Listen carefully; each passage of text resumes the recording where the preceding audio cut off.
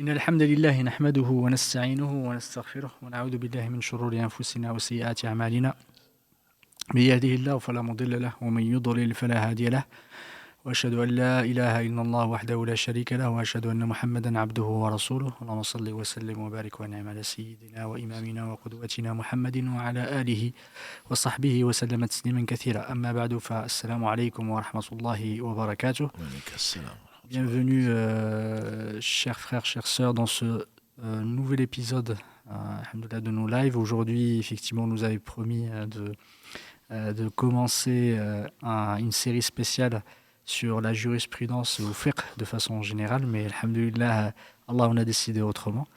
Et on s'est dit, effectivement, ça serait opportun de parler, compte tenu de la période.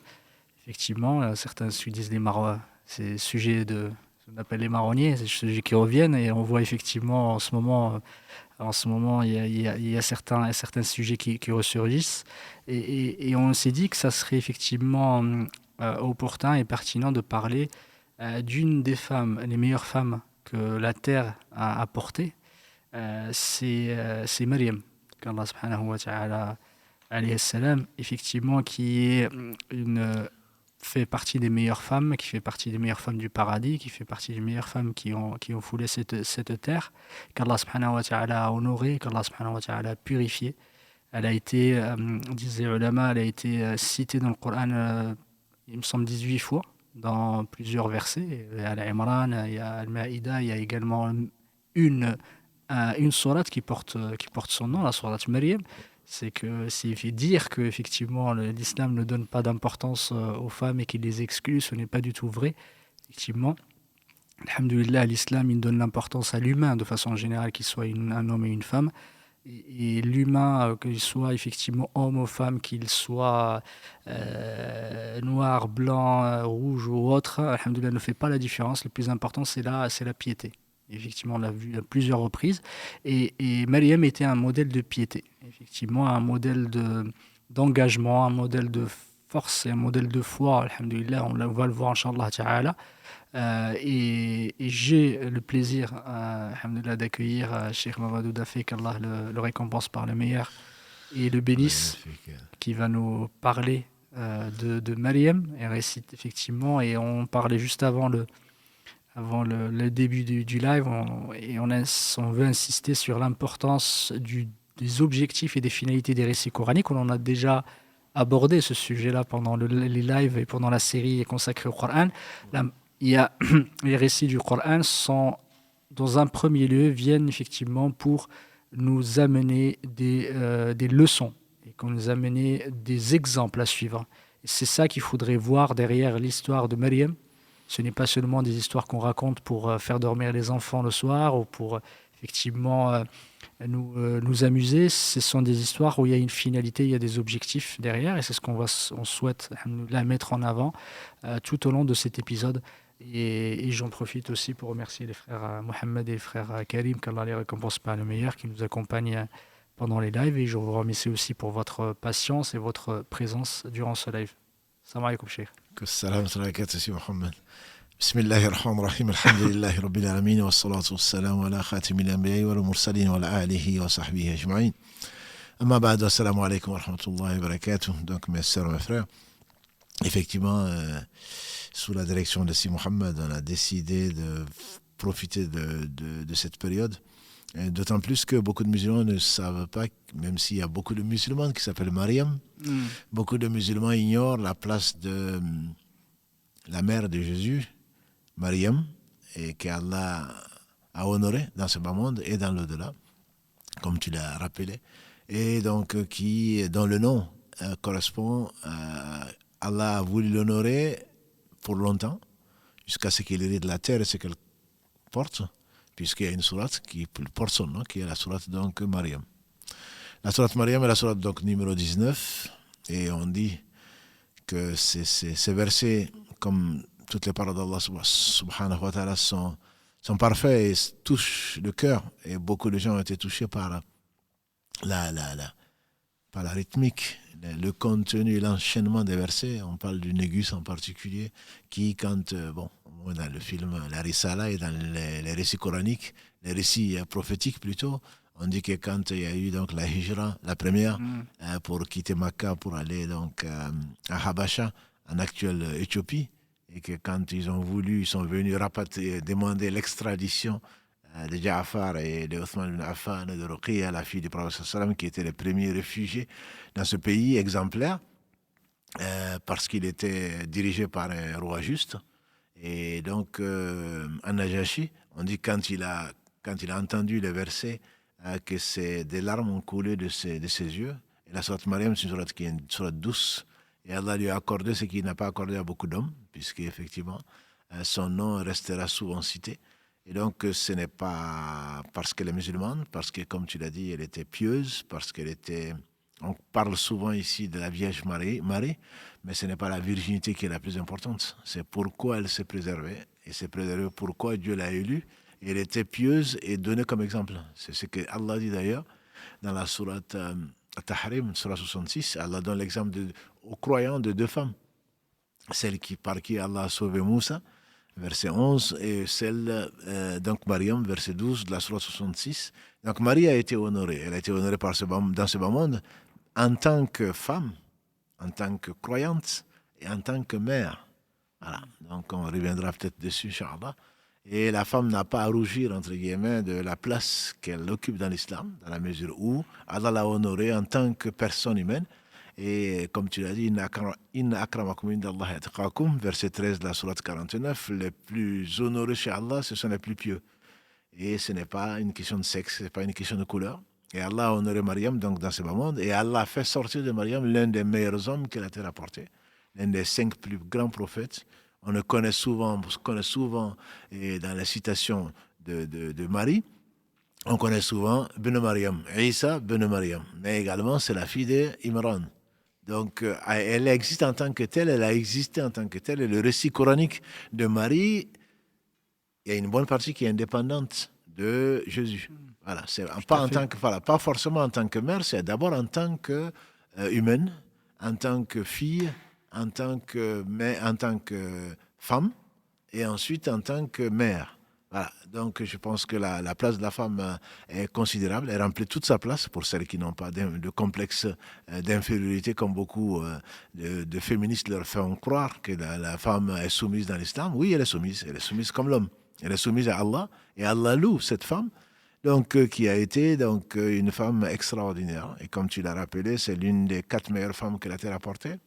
Et donc, Marie, c'est lui qui ne croit pas en sa piété. Elle est donnée, et tu l'as si bien rappelé, elle est donnée comme si Allah parle du modèle. Elle est donnée comme modèle, donc, aux croyants et aux croyantes. Et donc, pour dire que la femme existe, et on a peut-être cité lors la dernière série que Allah subhanahu wa ta'ala donc, a libéré, a donné à la femme des droits qu'on ne peut dépasser qu'en théorie. En pratique, donc, elle a sauvé de l'assassinat et de l'enterrement des filles vivantes. Elle a donné leur propre existence, notamment dans la sourate 4, qui porte leur nom également, les femmes. La sourate, il faut le rappeler. La sourate, les hommes existent, mais c'est An-Nas. C'est pas Rijal. Alors que là, c'est An-Nisa. Donc la sourate 4 est l'une des plus longues sourates, mais merveilleuses et riches. C'est bien la sourate les femmes. Ouais, les hommes sont cités en général, mais il n'y a pas la sourate les hommes dans le sens opposé aux femmes. La dernière sourate donc de notre livre, du livre d'Allah subhanahu wa ta'ala, c'est An-Nas. An-Nas, c'est les gens.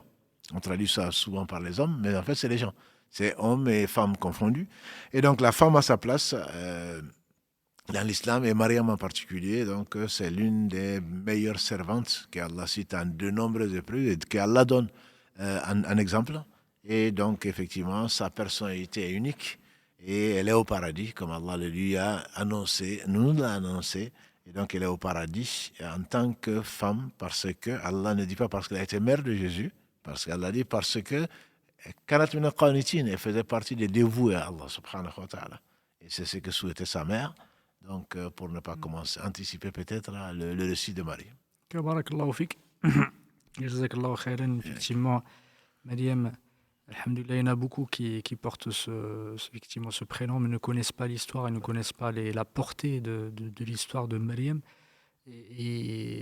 Inch'Allah, on va essayer pendant ce live de mettre en avant quelques traits effectivement de sa personnalité, en tout cas de sa vie, et également des traits de quelques moments historiques qui sont importants en fait à citer aussi, qui montrent son dévouement justement, et qui montrent aussi la foi, sa foi en Allah subhanahu wa ta'ala. Euh, Justement, avant de commencer à parler de Maryam, on parle de ses parents. C'est parce que l'histoire a toujours effectivement commencé. Il faut toujours on en a parlé tout à l'heure, rendre honneur aux parents.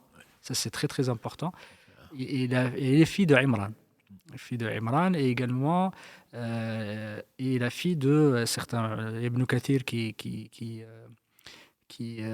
rapporte d'Ibn Asakir rahmatullahi ta'ala alayhi, parole que sa mère s'appelait Hanna bint Waqoud, qui faisait partie des femmes également, Min al-Ubbad, qui faisait partie des femmes pieuses qui adoraient Allah subhanahu wa ta'ala, qui faisaient partie des femmes vertueuses. Et justement, son histoire commence là. Commence parce que Maryam est la descendance d'une lignée, alhamdoulilah, qu'Allah subhanahu wa ta'ala a honorée, qui est pure, et qui a voulu justement mettre en avant leur religion, mettre en avant un objectif beaucoup suprême, au travers de leurs enfants, au travers de leurs enfants en tout cas. Ça en parlant de la mère de Maryam. Effectivement, on trouve dans certains récits un prénom comme Hanna, c'est pas tellement le plus important. Le plus important, c'est qu'Allah parle de Murata Imran. Donc Allah a parlé, et ses parents, comme tu dis, Allah fait sortir le vivant du mort, le mort du vivant, mais souvent il fait sortir le vivant du vivant, et le mort du mort. Et donc Imran, sans qu'il y ait beaucoup de Israéliates, beaucoup de récits venant des Banu Israël, Allah honore Imran, puisque Imran, sans qu'on le connaisse, on sait que ce n'est pas un prophète, il n'a jamais été cité comme tel, mais Allah lui a accordé également, donc à Mariam, également son père, une sourate qui est la sourate numéro 3, qui est l'une des plus longues sourates, et qui s'appelle donc sourate Al-Imran, la famille d'Imran.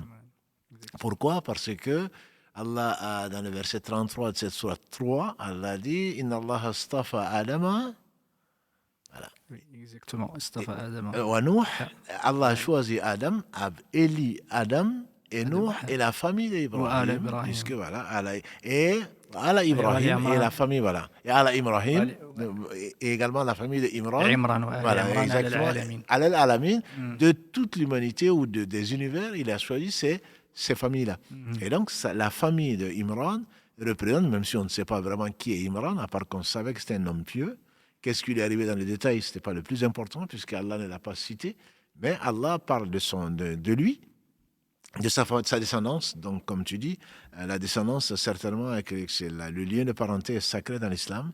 Et l'éducation qu'il a, le choix qu'il a fait de cette femme,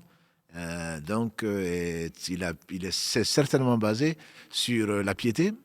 Si quelques détails sont donnés, si c'est une descendance de pieux, bon, c'est pas étonnant, puisque c'est une femme qui avait un autre objectif. C'était pas de devenir la plus belle femme du monde, c'est que Allah fasse sortir d'elle mieux qu'elle. Et d'ailleurs, c'est ce qu'on dit souvent, en tout cas certains proverbes, disent que personne ne préfère quelqu'un de mieux que pour ce vœu, c'est pour ses enfants. On veut toujours dépasser les autres, simplement on espère que nos enfants vont nous dépasser dans le bien. Et donc, effectivement, cette femme, Hanna ou pas, peu importe, Allah a voulu qu'elle conçoive, qu'elle était enceinte. C'est Allah qui le rappelle notamment dans cette même sourate Al-Imran, à partir du verset 35. Et également dans la sourate Maryam, quand Allah va en parler, dans le verset 17 et suivant. Et donc, Allah dit que quand la mère rappelle à Mohammed, c'est que tu ne savais pas. Et donc, comme tu l'as dit, les récits sont là pour nous confirmer la mission du prophète sallam. Comment aurait-il imaginer ce qui s'est passé chez les Banu Israël? Parce que là, encore une fois, il faut le rappeler, tous les prophètes sont musulmans. Tous les prophètes, et Allah a choisi particulièrement les Banu Israël, donc les descendants de Jacob, et donc jusqu'à Jésus qui est le dernier prophète et messager des fils d'Israël. Donc ça s'est passé chez les fils d'Israël. D'autres choses sont passées ailleurs, mais il faut savoir que donc, Imran était un fils d'Israël. Tout à fait. Voilà, il faut le savoir. Et donc, son petit-fils va être devenu l'un des meilleurs hommes que la terre a porté. Mais Imran, donc son épouse, était enceinte. Et qu'est-ce qu'elle a voulu avoir un chanteur? Elle a voulu avoir quelqu'un qui avait 100 000 followers. C'était pas du tout ça. Son objectif, et Allah le sait, Allah l'a dévoilé, c'est qu'elle a fait le vœu à Allah de ce qu'elle a dans le ventre. Elle le dédie. Elle le dédie à l'adoration d'Allah subhanahu wa ta'ala. Et ça, je trouve ça très très beau qu'Allah fasse miséricorde à nos mères. Vraiment parce que elles ont, même si elles sont discrètes, et d'ailleurs on dit souvent derrière un grand homme, il y a toujours une grande dame. C'était le cas en tout cas d'Imran, qui Allah cite donc de façon honorable. Elle avait dans le ventre donc un enfant et elle a dédié, elle a fait le vœu. Et en islam, le vœu est très important. On ne doit pas faire le vœu pour autre que Allah subhanahu wa ta'ala. Le nadr, ça fait partie des formes d'adoration les plus importantes. Quand on fait un vœu, on doit le faire pour Allah. Et elle a fait le vœu à Allah. Ce que j'ai dans le ventre, je te le dédie. Bon, ça ne lui appartenait pas, mais ça prouve au moins c'est pourquoi elle s'est mariée. C'est pourquoi elle a conçu. Et comme on a eu l'occasion dans cette même salle d'ailleurs, pas à la même place, mais dans cette même salle qui est le premier étage, donc la mosquée du Mirail à Toulouse. Dans cette même salle, on a parlé donc du mariage et le reste, on a dit qu'il y a l'objectif, ça date l'au-delà. L'objectif, c'est adorer Allah subhanahu wa ta'ala. Et donc elle, ce qu'elle avait dans son ventre, qu'est-ce qu'elle espérait? Qu'Allah fasse sortir d'elle quelqu'un qui va être dédié à l'adoration d'Allah subhanahu wa ta'ala. Parce qu'en dehors de cela, bien entendu, on a raté ce pourquoi on a été créé. Les hommes et les djinns ont été créés par Allah que pour qu'ils adorent. Donc elle avait ça en conscience. Et que nos sœurs le sachent, et que les frères le sachent, que le mariage est destiné avant tout, donc c'est une adoration pleine et entière, et qui doit nous amener, de nous rapprocher d'Allah, au travers de ce qu'Allah va nous donner comme progéniture. Donc cette femme, elle était très ambitieuse. Comme j'ai dit, ce n'est pas pour qu'elle donne un enfant riche ou un enfant connu de tout le monde, non. Elle veut que cet enfant soit donc agréé d'Allah subhanahu wa ta'ala, que sa vie soit consacrée à Allah. Voilà ce qu'elle cherchait. Et ça me rappelle, juste une parenthèse, on peut dire à l'imam Malik, quand il fasse miséricorde, sa mère, on dit qu'Allah bénisse nos mères, on dit que la mère donc de l'imam Malik était étonné, et je dirais même choqué aujourd'hui, quand son fils voulait devenir un chanteur, d'après ce qu'on dit, et il n'était pas le seul. Les enfants, ils aiment bien imiter donc les vedettes, et sa mère, on dit, lui a dit, non, tu ne peux pas être chanteur, puisque les chanteurs, il faut qu'ils soient beaux. Et toi, tu n'es pas beau. Il va être vexé. Et donc, il l'a bien habillé, mis un turban et mis sur un tabouret ou sur quelque chose d'élevé en disant, toi, tu vas être un savant. Et Allah a voulu que l'imam Malik, comme tout le monde le sait, c'est l'un des 4 imams dont on parlera, Inch'Allah, dans le fiqh, qui est connu dans le monde, qu'Allah a béni, il a béni son nom, il a béni la science qu'il a confiée. Et donc ça, c'est l'intention, je sens prolonger la parenthèse, mais je pense que c'est quand même important. Anas ibn Malik al-Alagré, quand le prophète sallam a fait l'émigration à Médine, Sulaym, qui est une femme merveilleuse, une compagnon, et qui est au paradis avec le prophète sallam, comme il lui a promis, comme Allah le lui a promis, il a mené Anas qui avait 8 ans auprès du prophète sallam, dit Ya Rasulallah, voilà mon petit Anas. Voilà, j'aimerais bien qu'il te serve, qu'il reste là à côté de toi et qu'il te porte de l'eau, tes chaussures, etc. Voilà ce que doit être quelqu'un qui croit en Dieu au jour du jugement dernier. Et donc, Anas est resté pendant 10 ans et on sait que c'est l'un de ceux qui ont rapporté le plus de hadiths du prophète sallam parce qu'entre 8 et 18 ans, il a appris énormément de choses et il a vu des choses que d'autres n'ont pas vues. Dans la maisonnette du prophète sallam, il a assisté à des choses. On dit d'ailleurs que Allah l'a tellement béni qu'à sa mort, il avait plus de 100 enfants, petits-enfants, etc. etc. Il a vécu longtemps. Il a vécu longtemps. Certains disent même que c'est le dernier compagnon sur la terre, donc exactement. À disparaître. Exactement. Donc c'est qu'une mère doit, un père aussi, certainement. Mais l'ambition d'être ambitieux, j'insiste dessus dans l'islam. Moi, je suis imam. Mon fils, même s'il connaît la Fatiha, c'est déjà pas mal, quoi. Non. Si je suis imam, j'aimerais que mon fils me dépasse. qu'il soit un imam des imams. Et si je connais le Coran, j'aimerais qu'il en connaisse beaucoup de riwayat, etc., etc. Donc voilà l'ambition d'une mère en particulier, et qu'Allah la bénisse, j'insiste encore dessus. Et donc là, elle a quelque chose dans le ventre, elle ne sait pas ce que c'est, mais son désir le plus profond, c'est que Dieu en fasse l'un des meilleurs hommes et qu'il agrée. Et donc elle demande à Allah que cet enfant donc soit un enfant dévoué à Allah. Et Allah ne fait que le meilleur. L'enfant, quand il naît, c'est une fille. C'est une fille, et malheureusement, et ça continue dans nos sociétés, on préfère les garçons aux filles. Tout à fait. Voilà. Et Allah fait ce qu'il veut, et ce qu'il fait, c'est toujours le meilleur. Il aurait pu faire de cet enfant un homme. Il n'y a pas de supériorité d'un homme sur une femme. Allah a donné, pourtant il a demandé à Allah, mais c'est pour le service d'Allah. Comment se fait-il qu'Allah lui donne une fille? Voilà. Et parce que derrière, Allah est le sage, par essence, par excellence. Il a donné à cette femme, à cette fille plutôt, ce qu'il n'a pas donné à beaucoup d'hommes.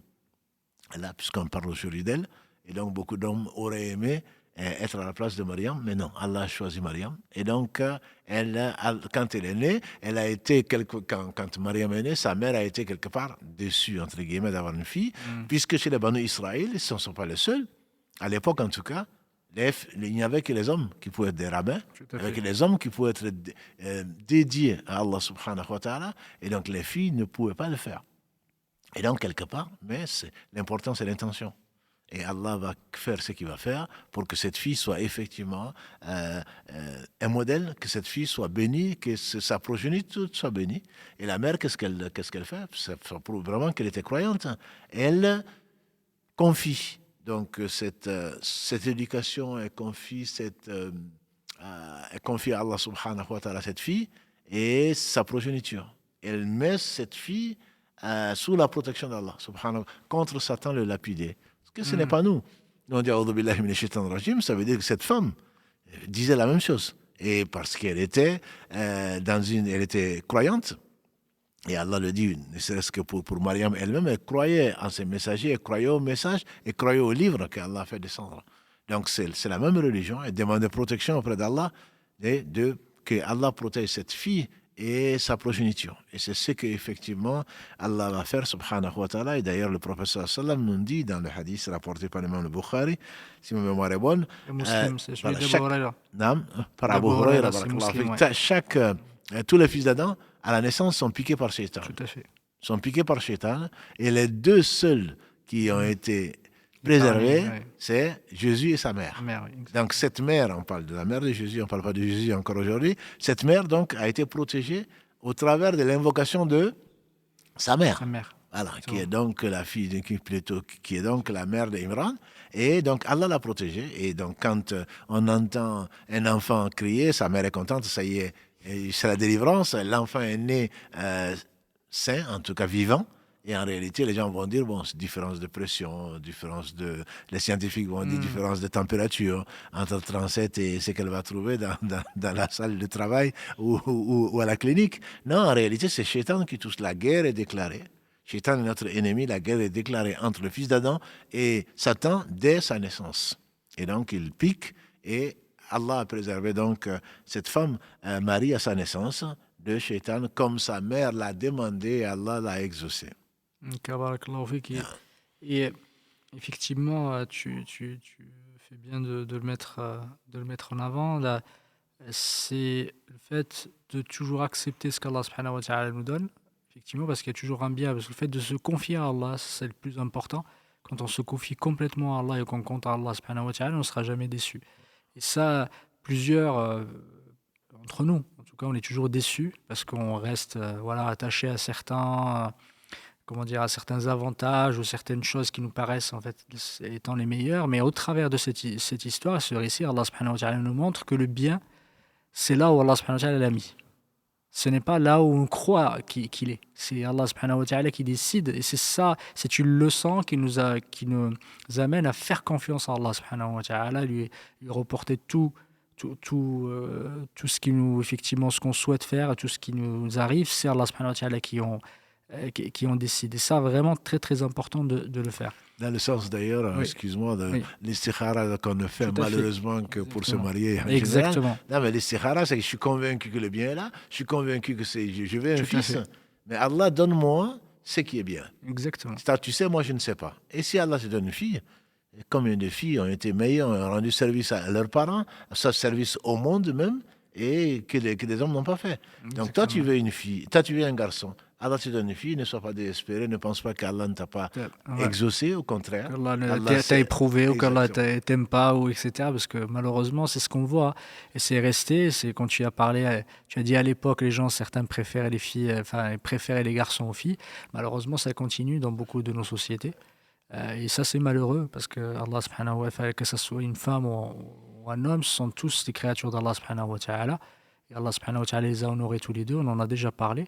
Et dans le Coran, on ne fait pas beaucoup de différence entre l'homme et la femme. Quand on lit en fait, le Coran, il n'y a pas énormément de... Il y a des différences effectivement sur certains...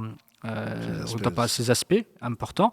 Mais quand Allah subhanahu wa ta'ala parle, il parle aux humains. Il ne parle pas Ya ayyuhalladhina amanu. Il dit effectivement, c'est vous qui avez cru. Il ne parle pas effectivement aux hommes et aux femmes. C'est un message qui est universel, qui est destiné à l'humain, effectivement. Il a fallu qu'il le précise quand on dit que les femmes ont dit Allah parle souvent des hommes. Oui, C'est parce qu'elles n'ont pas compris qu'Allah c'est parle, ça. quand il parle des hommes, il parle des femmes. Exactement. Jusqu'à ce qu'ils disent Innal muslimina wal muslimat wal Oui, mu'minina wal mu'minat. En citant, puisque vous voulez être cité, je vous cite. Mais quand je parle des hommes, je parle des femmes également en même temps. Donc, effectivement, tu fais bien que les femmes le comprennent et qu'elles n'ont pas été oubliées par notre Seigneur subhanahu wa ta'ala. Ils ont été favorisés, et notamment au travers donc, de cette belle personne qui est Marie. Exactement. Et effectivement, quand je dis qu'il n'y a pas de différence, ce n'est pas qu'il n'y a pas du tout. Alhamdoulilah, l'islam est une religion d'équité. Et ce que Allah subhanahu wa ta'ala, au travers de quoi a favorisé les hommes, c'est plutôt les favorisant en leur rajoutant des responsabilités et des devoirs, plutôt qu'effectivement un honneur ou des faveurs qui sont plutôt dans leur sens. Tout ce qui était effectivement, les hommes sont... les hommes ont... Qu'est-ce qu'ils ont de plus sur les femmes? C'est des responsabilités, des devoirs. Ça, et l'autorité qui leur est confiée est une responsabilité sur laquelle ils seront interrogés. Exactement. Voilà. C'est donc, une autorité qui est dans le sens, effectivement, de protéger, qui est dans le sens d'accompagner dans le bien. C'est pour ça que, comme tu as dit, parce que le ra'i, effectivement, celui qui, quand on parle du berger, le berger est responsable de son troupeau. Absolument, c'est ce qu'a dit le prophète Exactement. Très clairement. Exactement. C'est ça qu'il faudrait voir, alhamdoulilah. Il faut qu'on soit les hommes et les femmes, mais ne soit pas dans cette...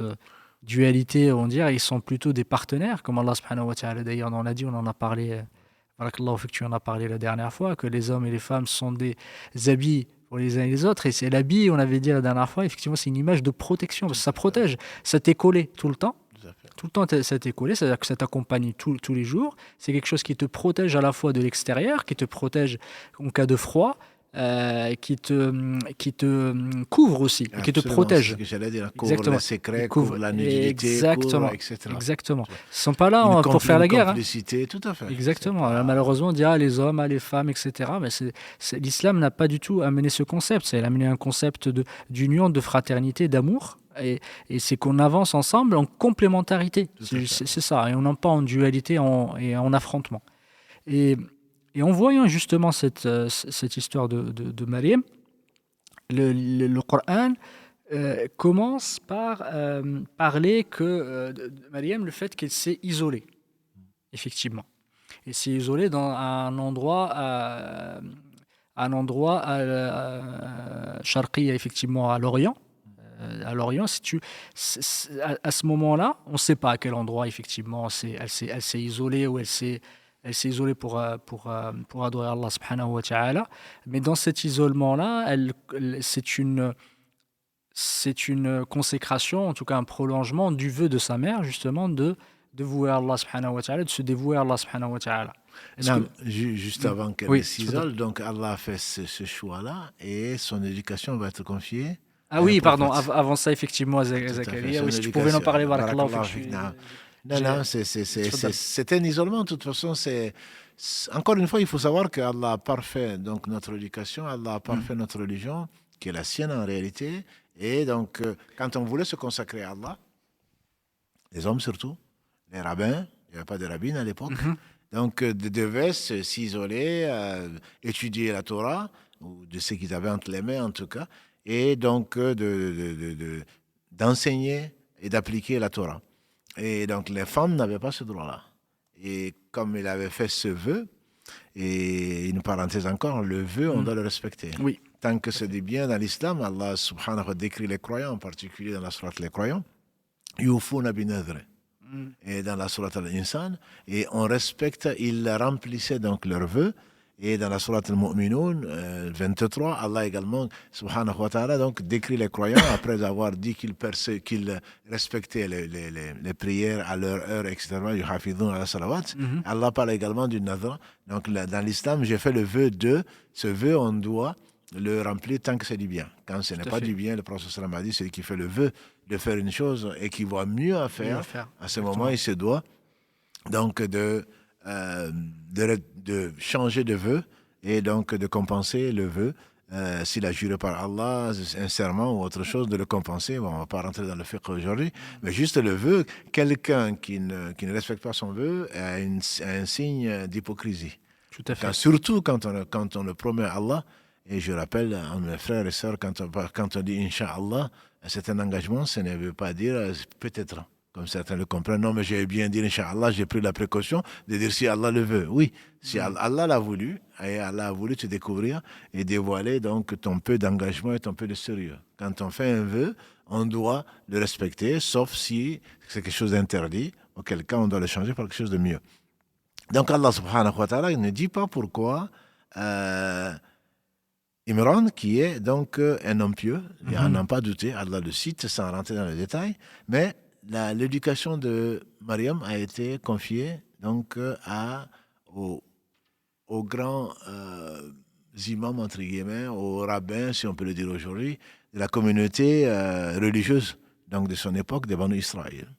Et tout le monde voulait se charger de l'éducation donc de Mariam. Et c'est pour cela qu'ils sont arrivés finalement, ils n'ont pas trouvé de façon de se départager que de faire un tirage au sort. Et ça, on en a peut-être parlé un petit peu il y a dans ce même endroit. On en a peut-être parlé. Le tirage au sort est permis en islam quand il n'y a pas d'autre moyen de le faire. C'est quelque chose de permis quand c'est la seule façon d'être équitable. Et Allah a ordonné l'équité, comme on l'a vu dans la sourate 16, verset 90, dans Allah ya'muru bil adl wal ihsani. Donc Allah a ordonné l'équité et donc ils ont jeté leur qalam comme signe de qui va s'occuper de Mariam. Où était Imran? Allahu a'lam. Il y a des données historiques qui sont difficiles à vérifier en tout cas. Est-ce que c'est comme le prophète sallallahu alayhi wa sallam que Imran soit mort alors que son épouse était enceinte? C'est pour cela peut-être qu'il n'a pas pu éduquer, mais Allah ne meurt pas. Et ça, c'est très important. Parce que souvent, on est là, on est très soucieux. Et si me divorce, et s'il meurt, et on oublie ce par quoi tu as commencé, c'est la confiance en Allah subhanahu wa ta'ala. Allah s'est occupé, tu n'étais pas là. Quand Allah lui a donné des yeux, un nez, quand il lui a donné des pieds dans ton ventre, tu n'étais pas là, donc ne t'occupe pas de ce qui va arriver. Le prophète sallallahu, le meilleur des hommes, on dit, il n'a pas connu son père, sallallahu alayhi wa sallam, pourtant c'est le meilleur des hommes. Son père est mort alors qu'il était encore donc fœtus dans le ventre de sa mère, sallallahu alayhi wa sallam. Est-ce que ceci est arrivé à Mariam? Allahu a'lam. On n'est pas là pour rentrer dans les détails, surtout pas parler de ce qu'on ne sait pas. Toujours est-il que Allah nous dit très clairement, notamment dans la sourate donc Al-Imran, que Allah a confié l'éducation donc à ces hommes de religion. Et là, c'est tombé sur Zacharia. Et le prophète Allah lui dit, tu n'étais pas là quand ils ont jeté les qalam pour savoir. Et encore une fois, quand on parle de tirage au sort, il ne faut pas penser ni au loto ni au jeu de hasard. Non. Le prophète sallam l'a appliqué notamment pour savoir laquelle les femmes devaient l'accompagner en voyage, parce qu'il n'y avait pas d'autre, si on veut être équitable, il n'y a pas d'autre façon de désigner. Voilà. Si on désignait bien que prophète, d'autres femmes pourraient penser qu'il a choisi et que ce n'est pas normal. Non, Allah nous permet, s'il n'y a pas d'autre façon de choisir, de faire donc un tirage au sort, bien entendu, pas orienté. Et donc le qalam est tombé sur Zacharia, c'est Zacharia qui a gardé donc qui a eu ce privilège, qui a été honoré par ça. Et Zacharia, comme on le sait, c'est juste une parenthèse, puisque les deux histoires sont liées, puisque c'est lui qui l'a éduqué. Donc Zacharia, c'est un prophète, alayhi salam. Et Zacharia, il est prophète, il est fils de prophète, ils sont tous Banu Israël, c'est le père de Yahya. C'est le père de Yahya plutôt, qui est donc l'un des que Allah a gratifié de qualité. Et on peut aussi peut-être ouvrir une parenthèse, puisque les deux histoires sont liées. Et Allah subhanahu wa ta'ala a donné à Zacharia un enfant alors que sa femme était stérile. Et bon, sans rentrer, on va rester sur Marie, mais c'était un enfant qui était doux, c'était un enfant qui était respectueux, qui n'était pas insolent. C'est un clin d'œil à ces enfants qui prétendent être pieux et qui se manquent de respect. Et là, Allah a décrit Yahya, qui est le premier qui a porté ce nom-là. Et d'ailleurs, le prophète sallallahu alayhi wa sallam nous a dit que le seul homme qui n'a pas fait de péché, on penserait au prophète sallallahu alayhi wa sallam. C'est un hadith qui est authentique. Il dit, le seul homme qui n'a pas fait de péché, c'est Yahya. Il est mort très jeune. Allah lui a enseigné la sagesse. Il était prophète. On dit qu'il a été assassiné comme ils ont tué quelques prophètes. Donc, il a été assassiné dans les Israélites. Toujours est-il qu'il est prophète, fils de prophète, donc qui est Zacharia. C'est lui qui s'est chargé, pour revenir à notre histoire, c'est lui qui s'est chargé donc de l'éducation de Marie. Et donc, chaque fois qu'il est apporté, elle était isolée, comme tu l'as dit, elle était isolée dans le mihrab, dans cet endroit-là, pour séparer donc cet enfant, qui était une fille, par rapport aux hommes donc, qui étudiaient la religion, elle était toute seule, isolée. Et chaque fois donc, que Zacharia lui apportait de la nourriture, puisque ça faisait partie de l'éducation, et il lui trouvait à côté de Mariam sa nourriture. Il dit, d'où te vient cette nourriture? Et ça, si Allah le dit, c'est bien pour nous attirer. C'est lui, Inna Allah razaqu dhul quwwatil matin, tout bien vient d'Allah subhanahu wa ta'ala, et c'est lui qui pourvoit tous les besoins. Et au lieu, bien sûr que nous faisons des efforts, Mariam était isolée en train de prier Allah subhanahu wa ta'ala toute sa vie, en tout cas, toute sa jeunesse. Et voilà qu'Allah lui a accordé, Allah l'a récompensé par de la nourriture qui venait de chez lui. On ne sait pas d'où ça venait, mais Zacharia venait et trouvait de la nourriture aux côtés de Mariam alors qu'aucun homme n'était rentré, personne ne lui apportait de la nourriture. Et si cet homme, bien qu'il soit prophète, d'où te vient cette nourriture? Y a-t-il une relation avec quelqu'un qui rentre ici alors que je ne suis pas au courant? Elle dit non, ça vient d'Allah. Allah pourvoit aux besoins de qui il veut sans compter. Et c'est là que Zacharia, Allah l'a inspiré pour invoquer son Seigneur subhanahu wa ta'ala, de lui accorder, puisque tu fais des miracles, ça je le sais, alors je te demande une chose, pas pour moi, mais pour la communauté, pour garder donc cette science que tu m'as apprise, et me voici vieux, avec les cheveux, ça c'est la sourate Mariam, les premiers versets jusqu'au verset 10 et suivant, me voici donc devenu vieux, je n'ai pas d'enfant. Et Zacharia donc a invoqué Allah pour lui donner un enfant, et Allah donc lui a accordé, et ma femme est stérile. Là encore une fois, même si les miracles ne viennent que d'Allah subhanahu wa ta'ala, les karamats, donc on en a fait une distinction il n'y a pas si longtemps que ça, entre les miracles qui sont pour prouver la prophétie des prophètes, alors que les karamats, c'est pour honorer ou pour dédouaner les amis d'Allah subhanahu wa ta'ala, les alliés. Et Allah donc a accordé à cette femme qui était la femme de Zacharia, il a accordé cette karama qui est tombée enceinte alors qu'elle était vieille. C'est ce que dit Zacharia dans la sourate 19. Mais je suis blanc de cheveux, je suis vieux, et ma femme est stérile. Donne-moi un enfant qui va hériter donc de moi, hériter de la famille.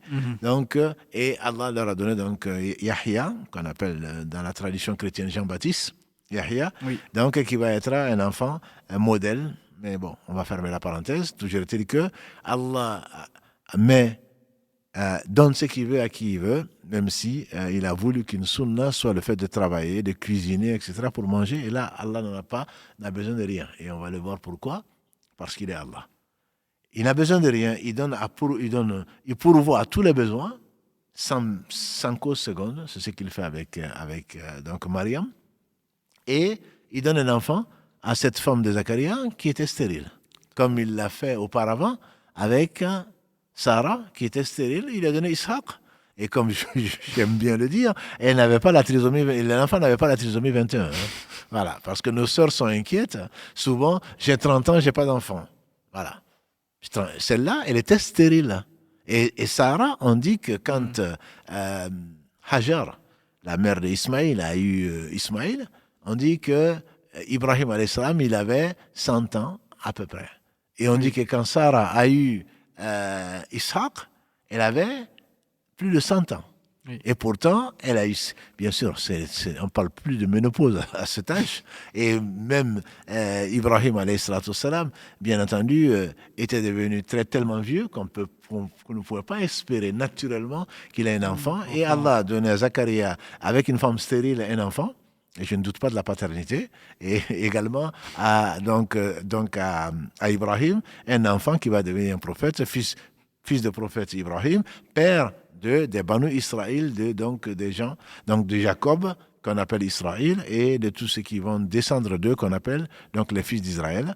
Et ceci est facile, ça ce sont une manifestation, et ce n'est pas la dernière, et ce n'est pas la première, de la toute-puissance d'Allah subhanahu wa ta'ala. Il ne faut pas l'oublier, Allah ouvre cette parenthèse généralement, tant dans la sourate Maryam, la 19, que dans la sourate Al-Imran. C'est juste une parenthèse. Sachez que ceci est facile à Allah. Et il est miséricordieux. Et s'il ne t'a pas donné d'enfant, ce n'est pas parce qu'il ne t'aime pas. Ça, c'était deux femmes qui étaient des femmes modèles, femmes de prophètes, qui étaient des femmes modèles à qui Allah subhanahu wa ta'ala Allah a éprouvé. Et tu n'es pas meilleure qu'elle, ma sœur. Tu n'es pas meilleure qu'elle. Allah les a éprouvés, ils ont continué à adorer Allah, ils n'ont pas arrêté d'adorer Allah parce qu'ils n'ont pas eu d'enfant. Parce que l'essentiel, ce n'est pas ce bas monde, l'essentiel, c'est l'autre monde. Allah nous a créés pour l'adorer, et si nous mourons dans cet état-là, il nous agréera, Inch'Allah, et on aura le paradis. Et où tu n'auras pas besoin d'enfants, tu n'auras besoin de rien du tout. Ici, ta satisfaction te paraît tellement importante. Tu prends tellement de place que quand tu n'as pas d'enfant, ta vie n'est pas complète. C'est parce que tu n'as pas de vie en réalité. Tu es accroché à ce bas monde-là. L'enfant peut être une vraie fitna, comme Allah le dit souvent. Donc, les biens et les enfants, bien sûr, quand on en a, ça nous comble, mais ça prouve également que nous avons besoin, pour notre bonheur, entre guillemets, dans ce bas monde-là, d'être entourés, d'être aimés, d'avoir des enfants, etc. Et des prophètes ont été éprouvés, ils n'avaient pas d'enfants. Imaginons Zacharia qui est un prophète. Un prophète, et Allah va l'éprouver, il n'a pas d'enfant. Et pourtant, Allah l'a aimé. Et donc, cette femme qui a patienté avec son mari, donc Sarah, qui a subi ce qu'elle a subi avec son mari Ibrahim, qui a été obligée de faire la hijra, aller jusqu'en Égypte, elle n'avait pas d'enfant, elle avait plus de 100 ans. C'est juste pour essayer de peut-être penser un peu les plaies ou le cœur, d'apaiser le cœur de certaines de ces femmes qui sont pieuses, n'en pas douté, ou peut-être pieuses en tout cas, mais qui se disent, qu'est-ce que j'ai fait à Allah pour qu'il ne me donne pas d'enfant?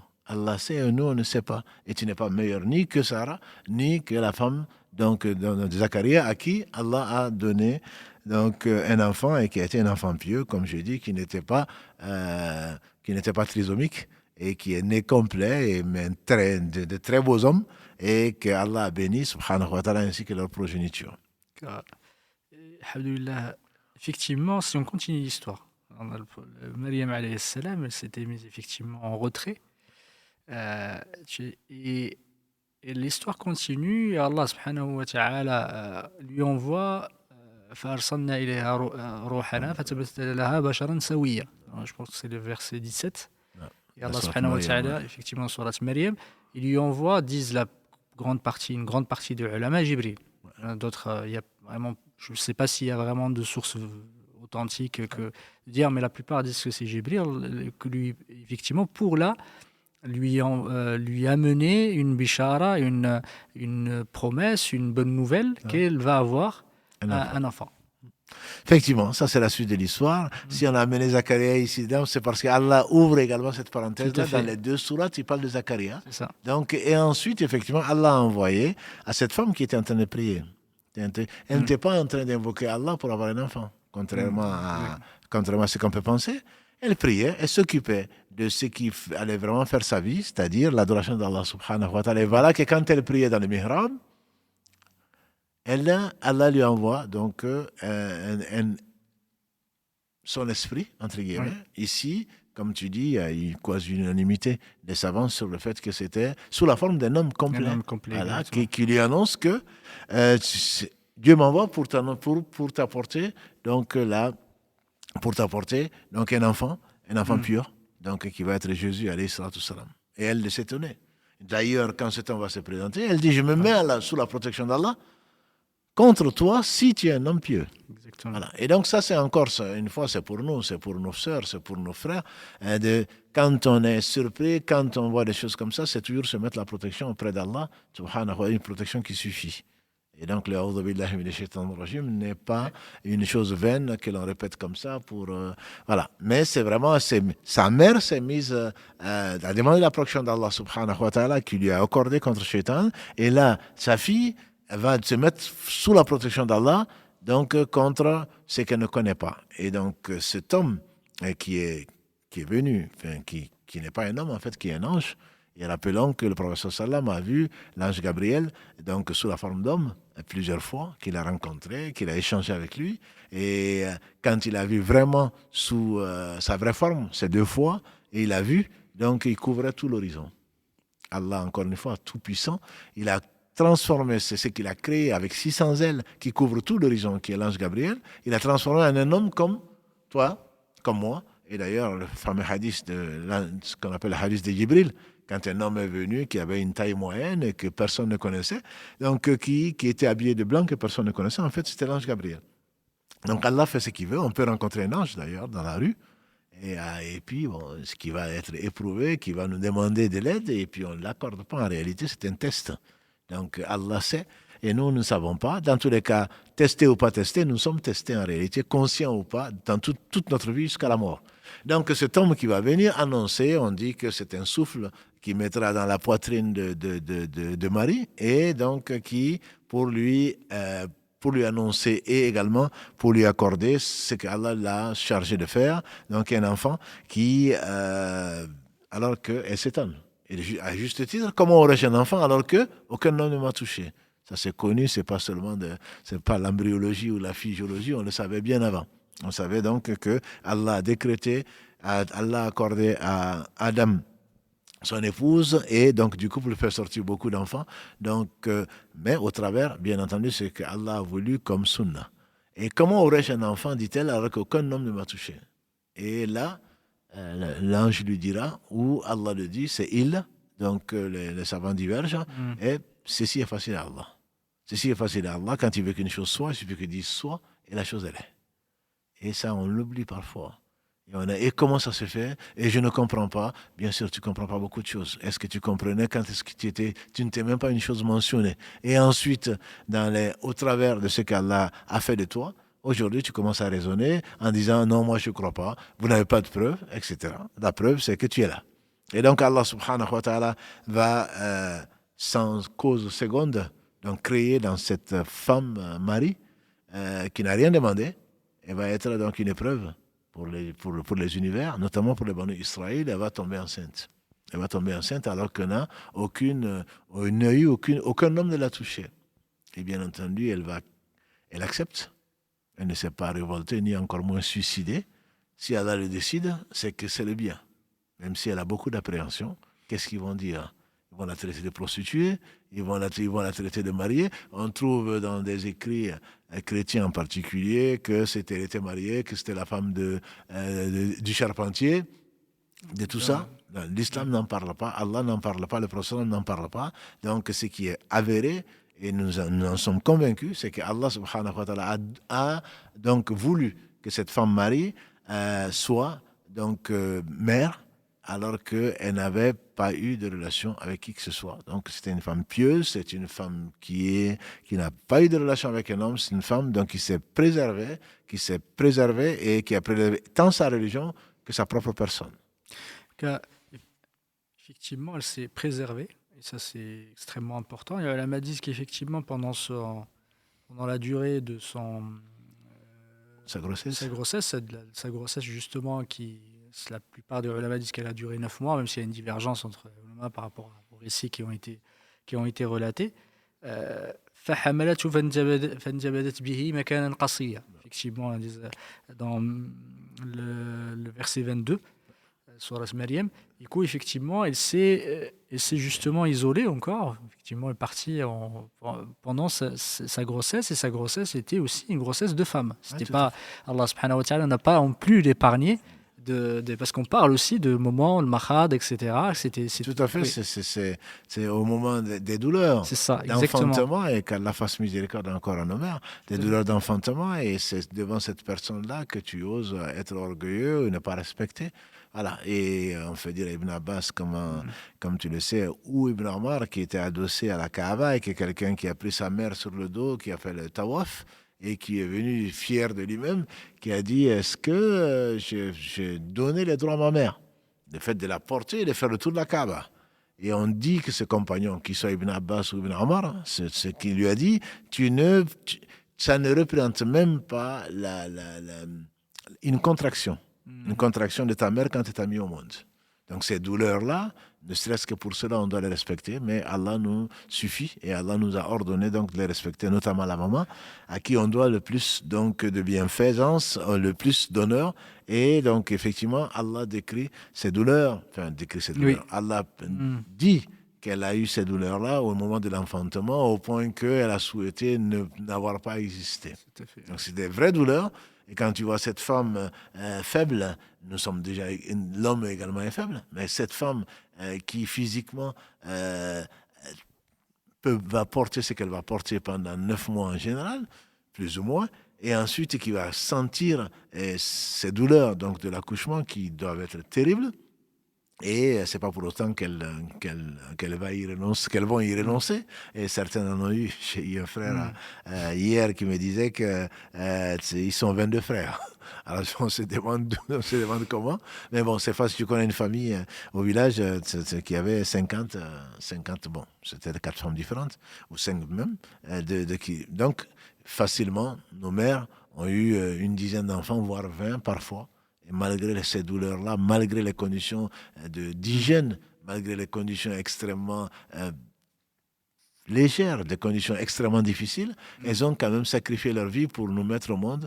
Et certes, beaucoup d'enfants sont morts et Allah en a gardé d'autres qu'il a bénis. Et en parlant justement de ce moment-là, effectivement, Allah subhanahu wa ta'ala parle, au moment où elle a été saisie par les douleurs de l'enfantement, elle s'est mise justement, elle s'est, pardon, agrippée effectivement au tronc du palmier. Et à ce moment-là, elle a dit, elle a souhaité si elle était morte. Ouais. Effectivement, effectivement, il faut qu'on en comprenne les douleurs atroces, et justement à ce moment-là, des douleurs importantes, pour qu'une femme aussi pieuse demande de ça. Elle dit Alaytani, effectivement. C'est pour de moi. Il faut comprendre aussi nos femmes, parfois, et dans ces moments-là, il faut être très très patient. Elles peuvent dire des choses extrêmement, extrêmement dures, mais il faut vraiment les comprendre parce que c'est des moments durs.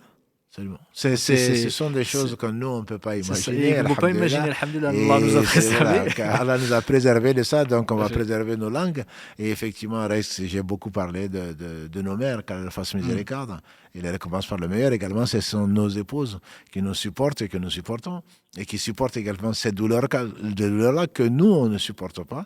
Et donc, qui a souhaité, si seulement elle pouvait être quelqu'un ou une chose qui n'aurait jamais existé, ou qui serait oubliée. Oui, elle a dit effectivement, même morte exactement, avant morte ça. avant de connaître ça. C'est une expérience quand même, je veux dire, qui est terrible. Exactement. Voilà, et qui est terrible, et Allah le signale, et bon, c'est à tout son honneur. Et c'est également pour le respect également de nos épouses, certainement. Je pense qu'il faut pas l'oublier. Elles ne sont pas là que pour faire des enfants. Elles ne sont pas là que pour nous servir. Elles sont là, elles ont vécu, et elles ont une expérience ou des expériences qui sont très différentes, mais qui sont parfois très, très douloureuses. Elles qui sont frêles de constitution. Et alhamdulillah, Allah leur a donné ce qu'elle ne nous a pas donné. Voilà. Exactement. Et alhamdoulilah, il lui a donné effectivement cet enfant, Issa, et justement à ce moment-là, il l'a appelé. Il l'appelait sous elle. Sous elle. L'enfant exactement. qui sort et qui va appeler sa mère. Et bien entendu, c'est réconfortant. Oui. J'imagine, j'ai assisté à 3 accouchements, j'imagine à ces femmes, malgré ces douleurs, malgré tout, quand on entend ces cris des enfants, tu les vois heureuses. Et c'est peut-être pour nous rappeler également que quel que soit ce bas monde, quelles que soient les douleurs, quelles que soient tes expériences, ça va passer. Et c'est inna ma'al usri yusra. avec la difficulté, après la douleur, c'est la joie.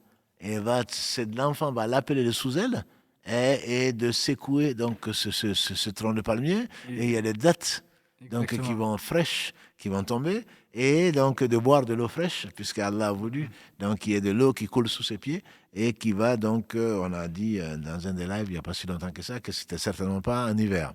Encore moins le 25 décembre, parce qu'on n'a pas vu de palmier, à ma connaissance, ni en Orient, ni en Occident.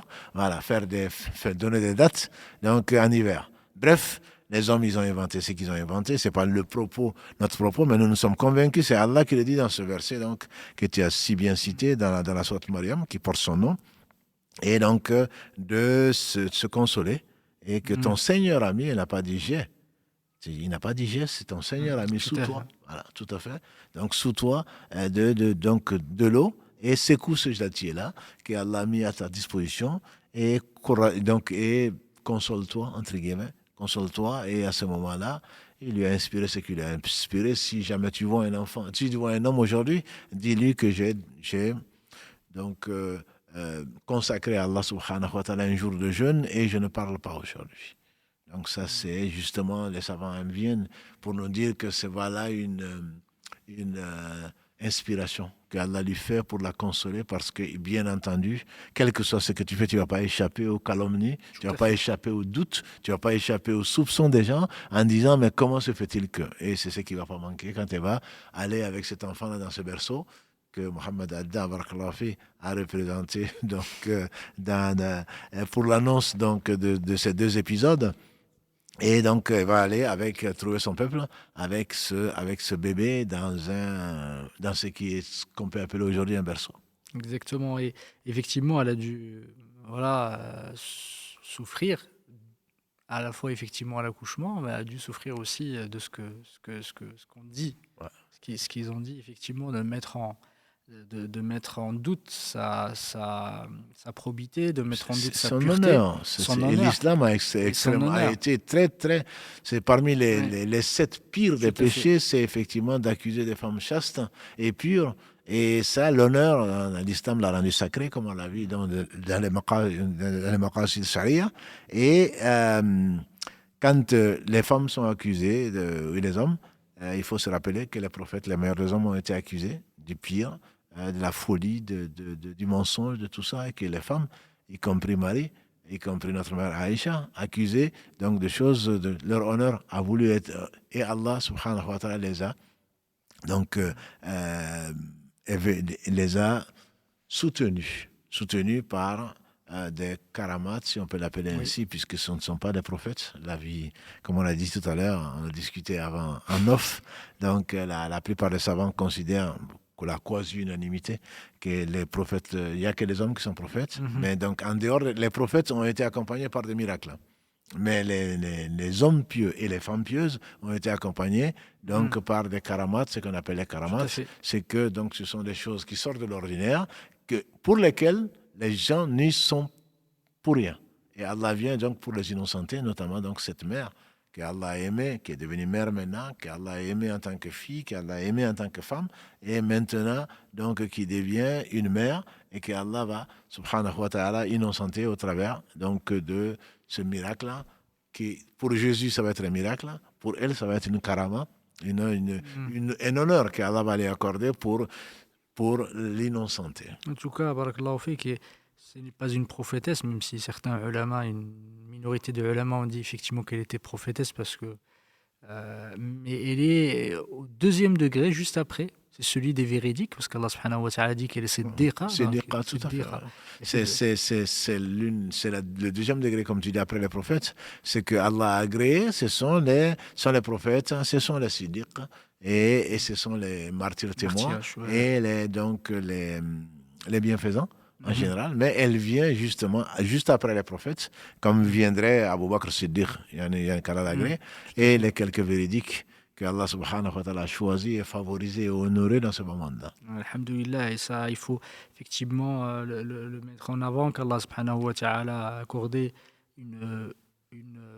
avant qu'il lui accorde effectivement Isa comme étant, alhamdulillah, ce miracle-là, le fait qu'elle enfante un enfant sans père, Alhamdoulilah, ça c'est un miracle important qui vient corroborer, qui vient affirmer le message de Isa, alayhi salam, salatu wassalam. Mais avant cela, Allah subhanahu wa ta'ala l'a honoré par, alhamdoulilah, par tout un parcours qui était dévoué à Allah subhanahu wa ta'ala. Elle était véridique, elle était la meilleure des femmes, elle était pure, Allah subhanahu wa ta'ala l'a purifiée. Il a dit effectivement, Allah subhanahu wa ta'ala l'a préservée du shaitan.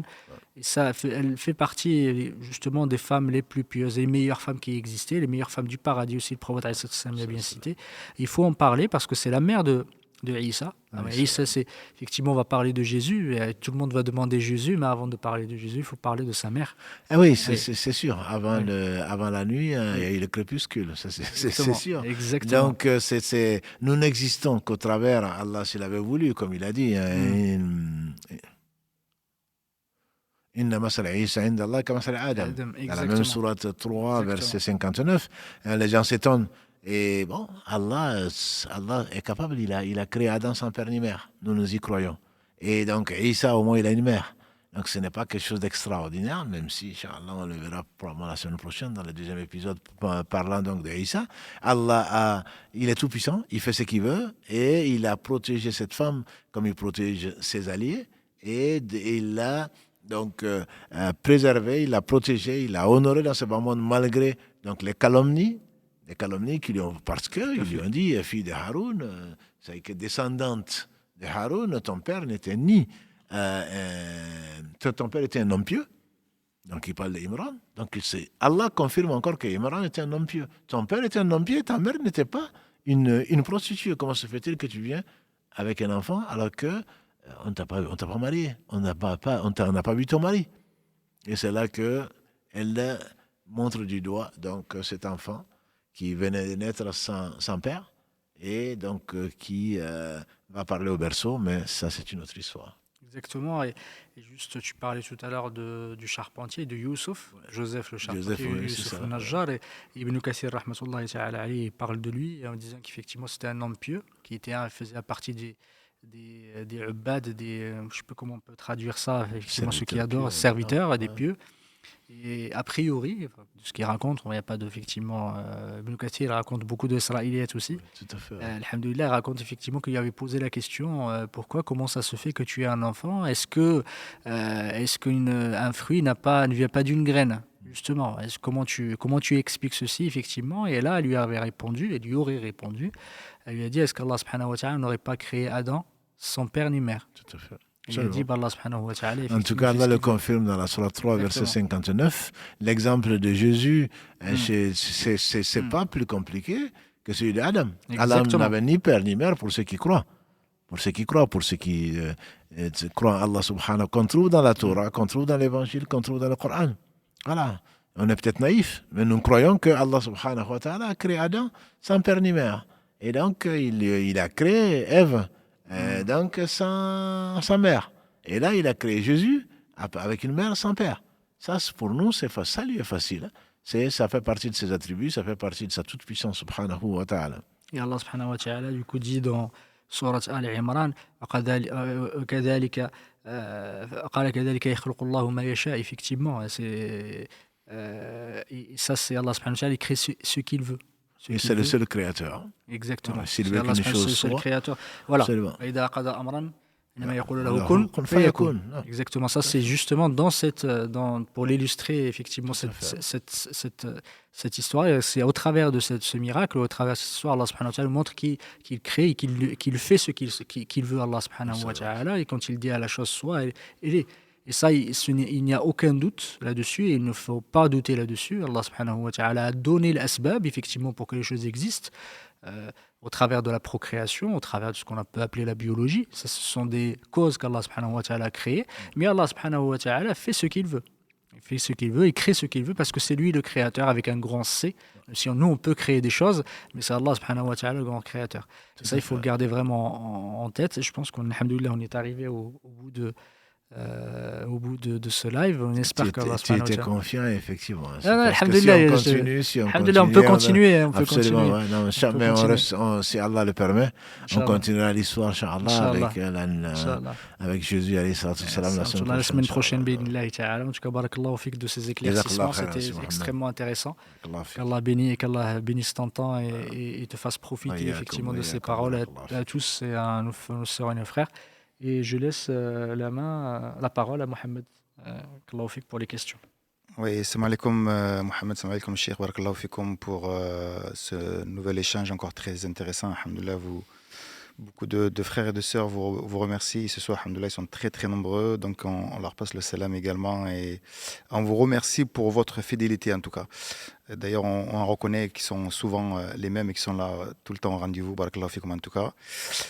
Il y a quelques questions avant de prendre les premiers appels. Donc, vous avez toujours, enfin, ce soir, depuis la semaine dernière, pardon, on a remis la possibilité d'appeler et de passer en direct.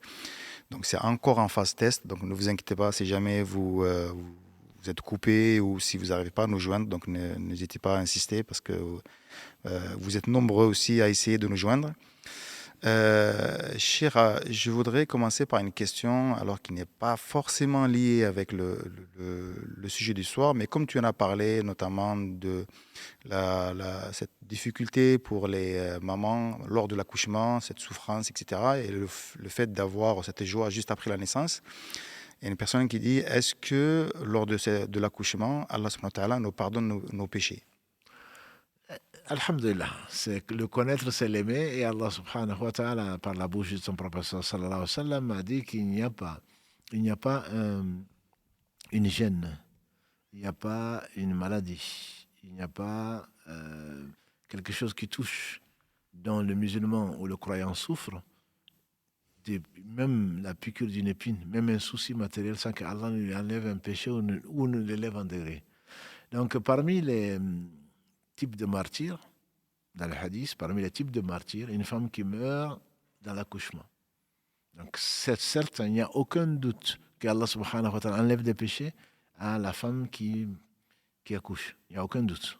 Maintenant, est-ce que ces péchés, la croyante en tout cas, est-ce que ces péchés, quel est leur nombre? Est-ce que ce sont les grands péchés? Est-ce que c'est tous les péchés? En tout cas, si Allah l'éprouve et qu'elle meurt dans cet état, comme il arrive encore aujourd'hui, très certainement, elle compte parmi les martyrs, même si elle n'est pas martyr, entre guillemets. Donc, ça veut dire qu'elle est récompensée par son Seigneur, qu'elle a des péchés en moins, pour ne pas dire qu'elle rentre au paradis sans qu'on lui demande des comptes.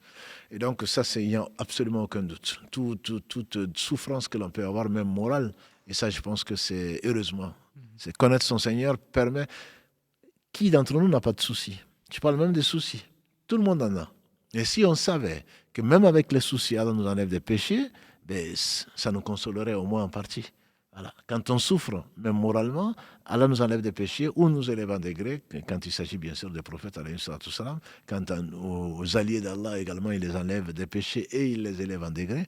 Donc il n'y a absolument aucun doute, c'est nos sœurs, nos épouses, nos mères ont eu ces opportunités-là pour effectivement avoir moins de péchés au travers donc de cette souffrance qui est terrible. Allah même le décrit, quoi. Cette souffrance qui est vraiment terrible au moment de l'enfantement, sans aucun doute. Exactement. Voilà. Je peux ajouter, si tu me le permets, chef. Oui, bien sûr. Par rapport à ça, effectivement, même s'il n'y a pas de hadith véridique, mais le ulama dit qu'effectivement, celle qui est en situation justement d'éprouver d'enfanter dans ces douleurs-là, ils disent que ces du'as sont exaucés.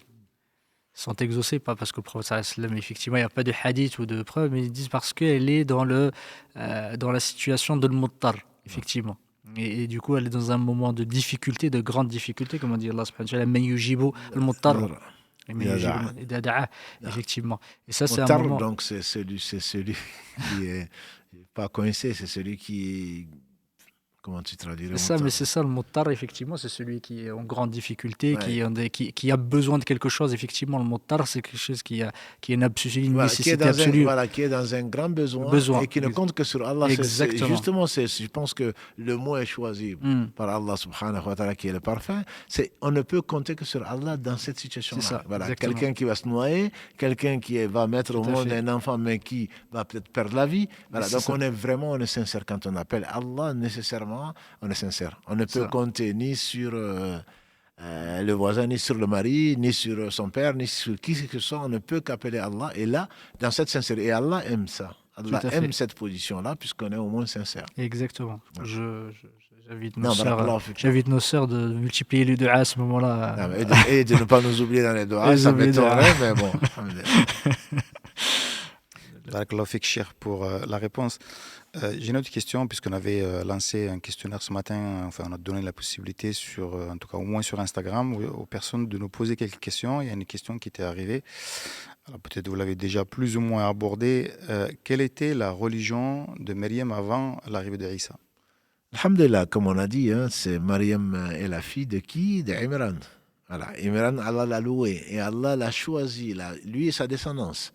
Et la description qu'Allah donne de Mariam dans le Coran montre qu'elle avait un dogme, une croyance qui était la croyance de l'islam.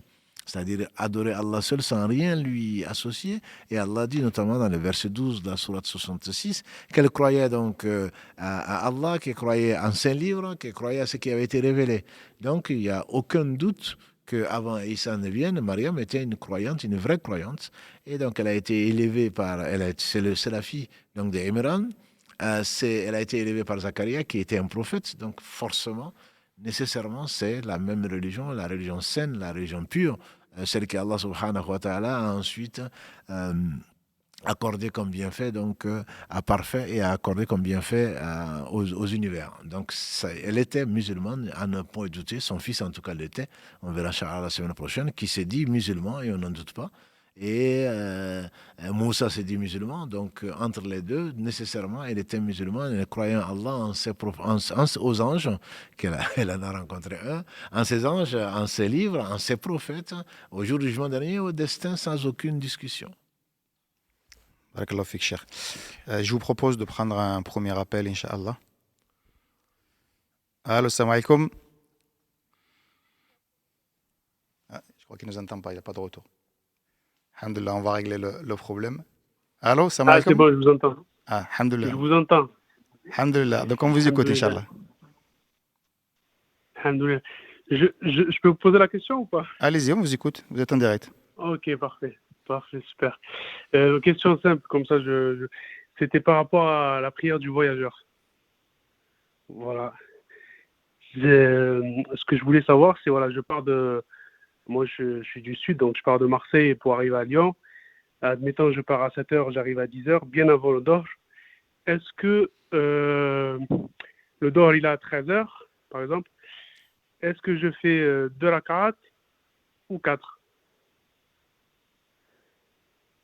La question, si entre Marseille et Lyon, alhamdulillah, les savants des 4 écoles parlent de 84 km, c'est bien plus que ça, donc il n'y a pas de problème, tu es en voyage. Si tu pars pour un but licite, bien sûr, ça aussi c'est une des conditions. À Marseille, si tu es dans une mosquée, tu feras 4 à Marseille. À Lyon, si tu es dans une mosquée ou une prière en groupe dont l'imam est un sédentaire, tu feras 4 rakas avec lui. Mais si tu es tout seul ou tu es l'imam d'un groupe de voyageurs, tu fais 2 rakas. C'est ça la sunna du prophète sallallahu alayhi wa sallam. À condition, bien entendu, que tu ne sois pas allé de Marseille à Lyon pour t'installer à Lyon. Voilà. Parce que Non, oui, vous êtes de passage. non, j'y vais quelques jours. Admettons, je suis attendu pour manger. Et le truc, c'est que moi, j'arrive à 10 heures et comme le Dohr, il est à 13 heures, je la fais avec les gens sur place.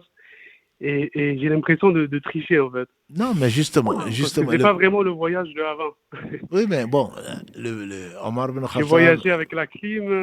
Oui, c'est sûr. Omar ibn Khattab n'était pas sous la clim, mais on lui a dit, mais comment se fait-il qu'on raccourcit la prière alors qu'on n'a pas peur? Allah dit dans le Coran, si vous avez peur que les non-croyants vous attaquent, il a dit, j'ai posé la même question au prophète sallam, il m'a dit, Allah aime que l'on profite de ses facilités. Donc, malgré la clim, malgré ta voiture climatisée, tu arrives à 10 heures, tu peux manger, tu peux boire. Si tu es imam, tu fais 2 rakas. Si tu fais avec un groupe, si tu es là pour moins de 4 jours, d'après l'avis majoritaire des savants, si c'est moins de 4 jours, même si tu vas pour le mariage de ta fille ou de ta sœur, même si, voilà, l'agréable n'est pas interdit dans l'islam. Si c'est un voyage de moins de 4 jours avec une distance qui est supérieure, égale ou supérieure à 84 km, il t'est permis, si tu pries seul ou tu pries avec un groupe où l'imam est voyageur, il t'est permis de réduire de 4 à 2. Après, c'est une permission. D'accord. C'est une permission. Si tu faisais 4 rakas, il n'y a pas de problème. Hein. Mais ne pense pas que tes 4 rakas vaudront mieux que si tu avais fait 2. Tu ne triches pas du tout, tu profites plutôt d'une faveur que Allah subhanahu wa ta'ala t'a accordée, ainsi qu'aux croyants qui sont en voyage. Ok, cher. Et, Barakallahu fik.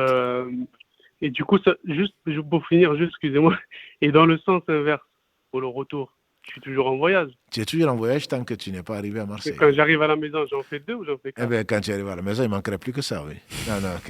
Non, quand tu arrives à la maison, tu en fais 4. Le voyage, il compte que Voilà, tu en fais il 4. compte que dans un sens. Non, le voyage, c'est dans les 2 sens. Mais une fois que tu arrives à Marseille, tu n'es plus en voyage. Sur la route de Lyon à Marseille... Tu voyagé aussi. Oui, mais tu as voyagé. Tu l'as bien mis au passé. Tu l'as voyagé, tu n'es pas en voyage. Une fois que tu es arrivé à Marseille, tu n'es pas en voyage. Tu n'es pas voyageur, tu as voyagé. Tu viens de voyage.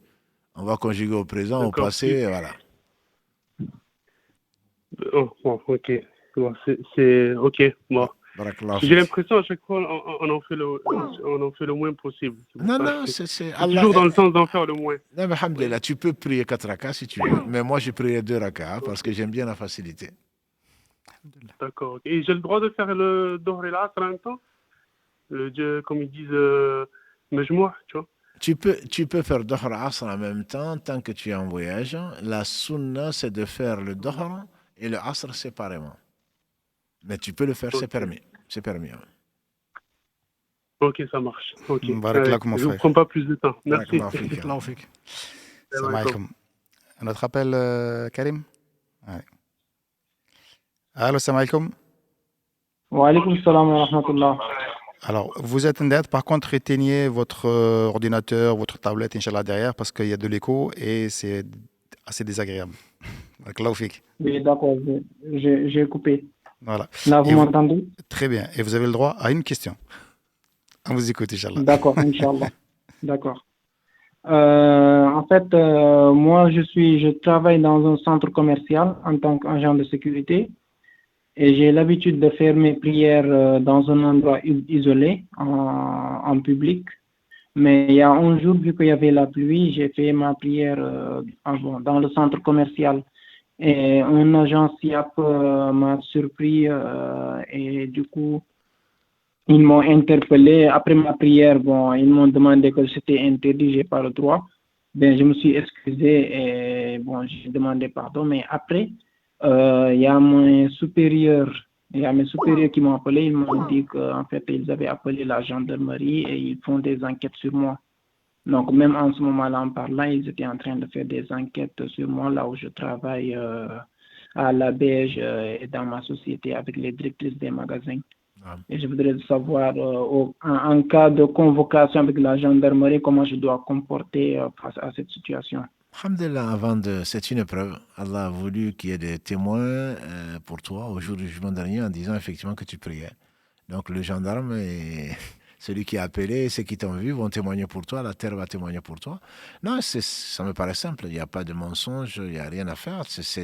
Tu dois prier et tu n'avais pas d'autre endroit parce qu'il priait, tu n'es pas du tout, tu n'as pas été ni dans la provocation, ni quoi que ce soit. Tu devais faire ta prière. D'habitude, tu évites de la faire au vu au-dessus de tout le monde. Là, il s'est trouvé qu'il pleuvait, donc tu as pris un coin pour faire. Tu ne savais pas que ça allait faire du mal.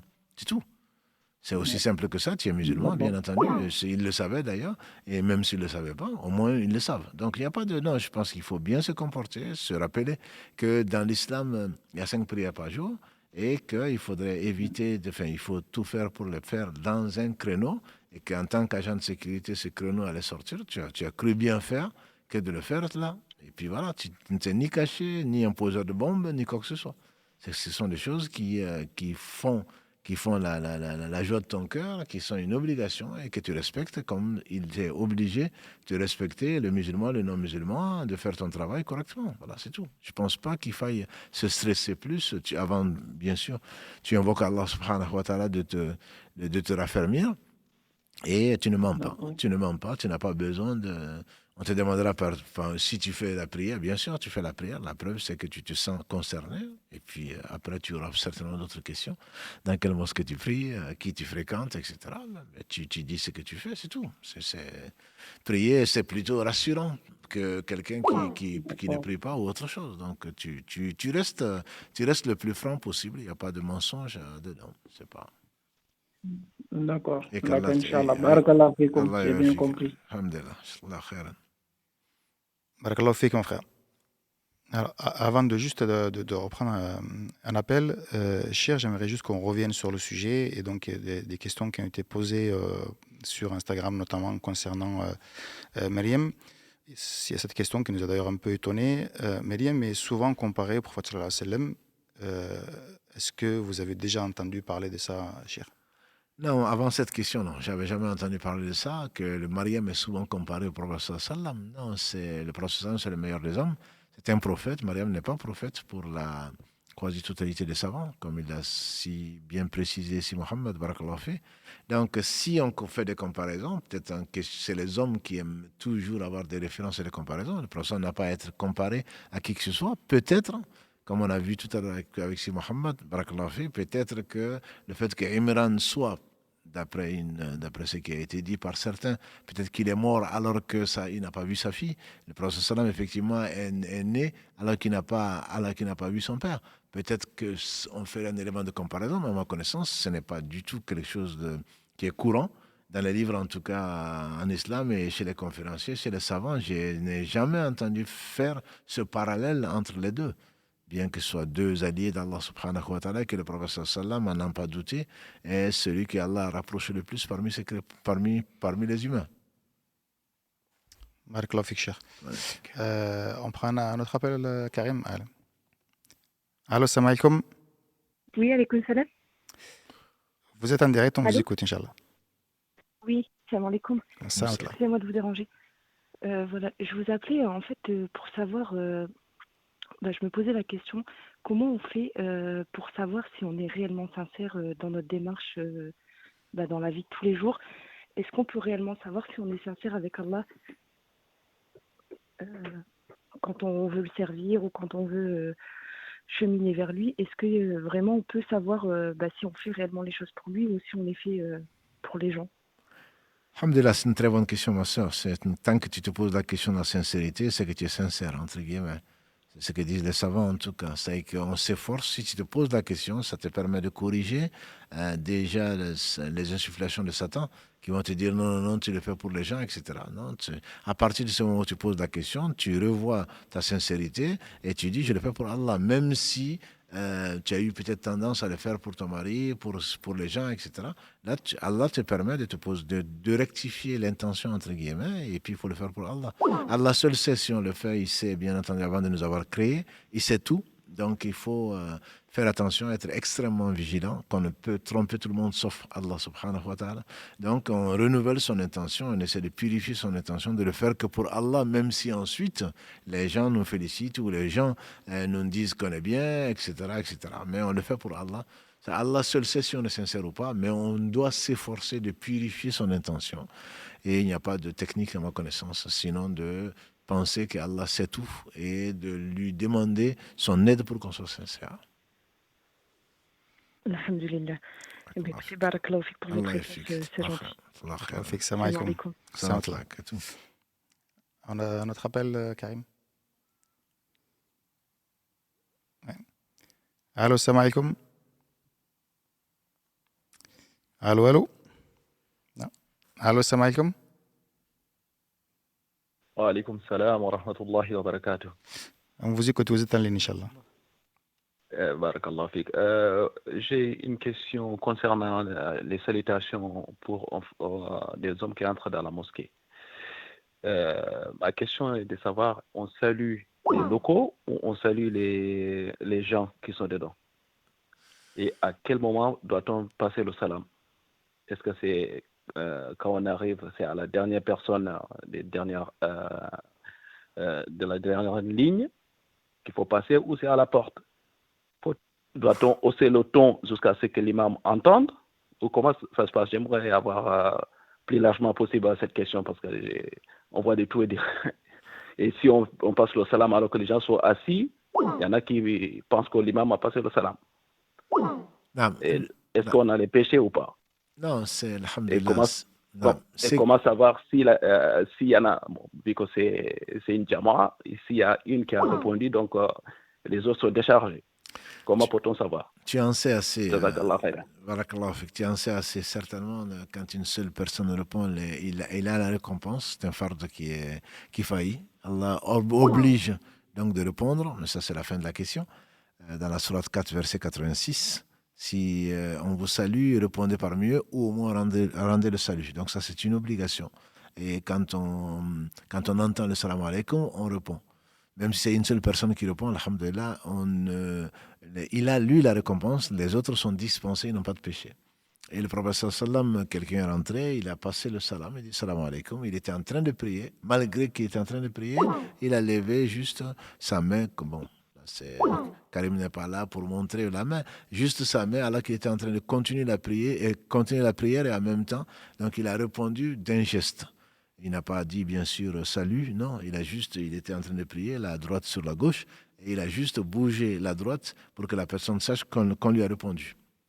Et donc, à partir de ce moment-là, il a répondu, et malgré la prière. Donc, comme je disais, le prophète sallam avait donc la droite sur la gauche, et il a juste fait ça. Et donc, on a compris qu'il a répondu. Donc, c'est une chose qui est importante, c'est quand Allah a créé Adam alayhi salam, il a dit Adam va voir les anges, voilà un groupe d'anges, va les voir, passe-leur le salam. Et Adam a été dire assalamu alaikum, et écoute ce qu'ils vont dire. Et les anges ont dit wa alayka salam wa rahmatullah. Et quand il est revenu, Allah dit ce sera le salut entre toi et tes enfants. Donc, c'est quelque chose que l'on doit faire, même quand on rentre seul chez soi. Mais pour la mosquée, pour revenir à ta question, qui est bien plus précise, quand on rentre dans une mosquée, ce qui est connu, c'est Bismillah wa salatu wa salam ala Rasulillah. Voilà. Allahumma salli ala Muhammad, Allahumma aftahli abwaba rahmatika. Donc quand on rentre, Bismillah, par le nom d'Allah subhanahu wa ta'ala, wa salatu wa salam ala Rasulillah, bénédiction et paix sur le messager sallallahu alayhi wa sallam, Allahumma salli ala Muhammad, qu'Allah bénisse Muhammad, et Allah ouvre-moi les portes de ta miséricorde, parce que tu rentres dans la mosquée, ça c'est en rentrant. Donc du pied droit, c'est ce qu'on fait. Et on dit assalamu alaikum. Maintenant, si les gens sont effectivement en prière, si tu crains qu'ils sont assis et qu'ils pensent qu'ils ont entendu que c'est peut-être l'imam et ça va couper, tu peux dire le salam alaikum doucement, que même si personne n'entend, toi tu dis le salam, qui n'est pas une obligation. Le salam, c'est une sunna de le faire, c'est l'obligation, c'est le fait de rendre. Donc, quand tu viens et que les gens, c'est pas l'heure de la prière, etc., à ce moment, quand tu penses ne pas déranger les gens, tu peux le dire à haute voix pour que les gens entendent et qu'ils te répondent. Parce qu'un homme est rentré dans un jour meilleur qu'aujourd'hui, dans un endroit meilleur, la mosquée du prophète sallam a dit assalamu alaikum. Donc, ils ont entendu, le prophète sallam a dit 10. Ils lui ont répondu wa alayka salam, j'imagine, ou wa rahmatullah. Et un autre est rentré, il dit assalamu alaikum wa rahmatullah. Le prophète sallam, il a dit 20. Et ils ont répondu. Ensuite, un troisième est rentré. Il a dit assalamu alaikum wa rahmatullahi wa barakatuh, ce qui prouve donc qu'on doit le dire et que les gens entendent. Sinon, à quoi sert de saluer les gens? Donc, il a dit assalamu alaikum wa rahmatullahi wa barakatuh. Le prophète sallam a dit 30. C'est-à-dire, celui qui dit assalamu alaikum, il a 10 bonnes actions. Celui qui dit assalamu alaikum wa rahmatullah, il a 20 bonnes actions. Celui qui dit assalamu alaikum wa rahmatullahi wa barakatuh, il a 30 actions. 30 bonnes actions. Donc, plus on en dit, mieux c'est. Bien entendu, en ne dérangeant pas les gens. Si les gens sont en train de prier, chacun rentre, salam alaikum, salam alaikum, salam alaikum, ça va déconcentrer les gens. On est là, le cœur de la prière, c'est la concentration. Donc, il faut éviter de déranger les gens, ce qui n'empêche pas. On n'est pas obligé de faire. Donc, si on rentre et que les gens sont en prière, le mieux, c'est d'être discret et de rejoindre le groupe. Si on a dit le salam à Bassou, alhamdulillah, si on ne l'a pas dit, ce n'est pas un péché. Donc, il ne faut pas déranger les gens non plus. Par contre, quand on rentre dans une assemblée, notamment dans le meilleur des lieux, qui est une mosquée, il faudrait assalamu alaikum. Salam alaikum wa rahmatullah, si c'est entre le Dohr et l'Asr, entre le Maghrib et l'Isha, ou quand il y a quelques-uns, ou même si la mosquée est pleine. Mais quand l'imam est sur le mimbar, quand il rentre, salam alaikum, bien entendu que l'imam, la partie du discours qu'il est en train de formuler, tu l'as dérangé et les gens, tu as attiré leur attention. C'est pour cela que le professeur m'a dit de ne même pas dire à quelqu'un qui est en train de parler, tais-toi. Parce que tu vas attendre, et je conseille à mes frères et mes sœurs, ils savent de quoi je parle, et le téléphone en particulier, le téléphone qui sonne, tout de suite l'attention est détournée. Donc tu détournes inconsciemment, et parfois exprès d'ailleurs, puisqu'on nous dit toujours d'éteindre les portables, tu détournes l'attention des gens, des fidèles qui écoutent la parole d'Allah, tu détournes. Donc quelque part, tu détournes le chemin d'Allah. Donc c'est aussi grave que ça. Quand on rentre, ça dépend de la circonstance, ça dépend des contextes. Quand on rentre, soit on le dit à basse voix, soit on le dit à haute voix. Mais quand on dit à haute voix, généralement, c'est parce que ça ne dérange personne. Et même quand on est en train de lire le Coran, si on est le seul à l'entendre, on doit répondre, on doit arrêter de lire le Coran et dire « Wa alayka salam wa rahmatullah » ou plus. Donc, même parce que c'est une obligation de le faire. Si le prophète sallam a fait même un geste alors qu'il était en train de prier, certainement le fait de rendre le salam, ça fait partie des 5 aussi devoirs du musulman par rapport à son frère, comme l'a dit le prophète sallam. Rendre salam, c'est pas le fait de dire le salam, c'est le fait de rendre le salam. Quelqu'un qui te passe le salam, nos sœurs diront oui, mais que je passe dans la rue, voilà, il y a un frère qui me dit assalamu alaikum. Parfois, c'est de la drague, parfois, c'est autre chose. Non, on peut répondre discrètement, sans lever les yeux ni s'arrêter. Comment ça va? Voilà. Donc, ça, ce sont des choses, alhamdoulilah, qu'il faut adapter en fonction de la sagesse qu'Allah nous a confiée. De l'avoir rappelé, le fait de passer le salam pendant la khutbah est interdit. Il ne faut pas le faire, d'ailleurs. Et effectivement, certains ulama disent que c'est parmi eux les malikites et les hanafites, ils interdisent de répondre effectivement pendant le prêche du vendredi, même si les autres, les hanbalites et les shafi'ites, effectivement le disent autrement, mais Wallahu a'lam, il faut pas répondre justement dans ces moments-là parce qu'il a fait quelque chose qui n'était pas permis, du coup il n'a pas le droit effectivement qu'on lui réponde à son salam à ce moment-là. Il impose un interdit. Interdit, exactement. Il impose un interdit. Imaginons simplement, tu rentres, tu dis assalamu alaikum, et tout le monde répond alayka salam wa rahmatullah, mais ça devient un marché. Exactement. Voilà. Donc il y a bien plus important que ça, à ce moment-là, c'est écouter la parole d'Allah subhanahu wa ta'ala, et on est en prière. Il ne faut pas oublier, quand l'imam est sur le mimbar, on dit que c'est la raison pour laquelle on fait que 2 raka'ah à la Jumu'ah et pas 4, parce que le discours, qui ne doit pas être trop long, contrairement à ce que nous faisons, le discours fait partie donc de la prière. On est en prière, où il n'est même pas permis de s'amuser donc avec quelque chose qui puisse déranger les gens, que l'on puisse entendre. Donc à partir de ce moment-là, on doit vraiment éviter de détourner la parole d'Allah subhanahu wa ta'ala, consciemment ou inconsciemment. Barakallahu fik. Jazakallah khairan. Allah yabarak fik. Une petite question sur le sujet. Barakallahu fik. Normalement, اسمح لي mon frère, excuse-moi, Okay, on a plusieurs questions. Il y a plusieurs personnes qui appellent. Barakallahu fik, donc on a dit une question. Jazakallah khairan. Barakallahu fik. Salam alaikum. Inch'Allah. D'autres appels, Karim? Ouais. Allô, salam alaikum. Wa alaikum salam wa rahmatullahi wa barakatuh. Vous êtes à ligne, Inch'Allah, on vous écoute. Inch'Allah. Salam alaikum. Salam wa rahmatullah. Qu'Allah vous récompense pour tout ce que vous faites. Alors ma question c'était sur le jeûne. Vous avez évoqué le jeûne de Myriam. Et juste avant, c'est dans la sourate, il y avait le récit de Zakaria, dans lequel il demande à Allah un enfant. Et Allah lui répond. Et ensuite, Zakaria, en fait, demande à Allah un signe. Et Allah lui dit, subhanahu wa ta'ala, qu'il ne pourra pas parler pendant 3 nuits. 3 jours, là. Oui, voilà. Et donc, est-ce que ce jeûne est le jeûne qu'a pratiqué Mariam? Est-ce que, évidemment, c'est pas le même jeûne que quand on se prive de nourriture, je suppose.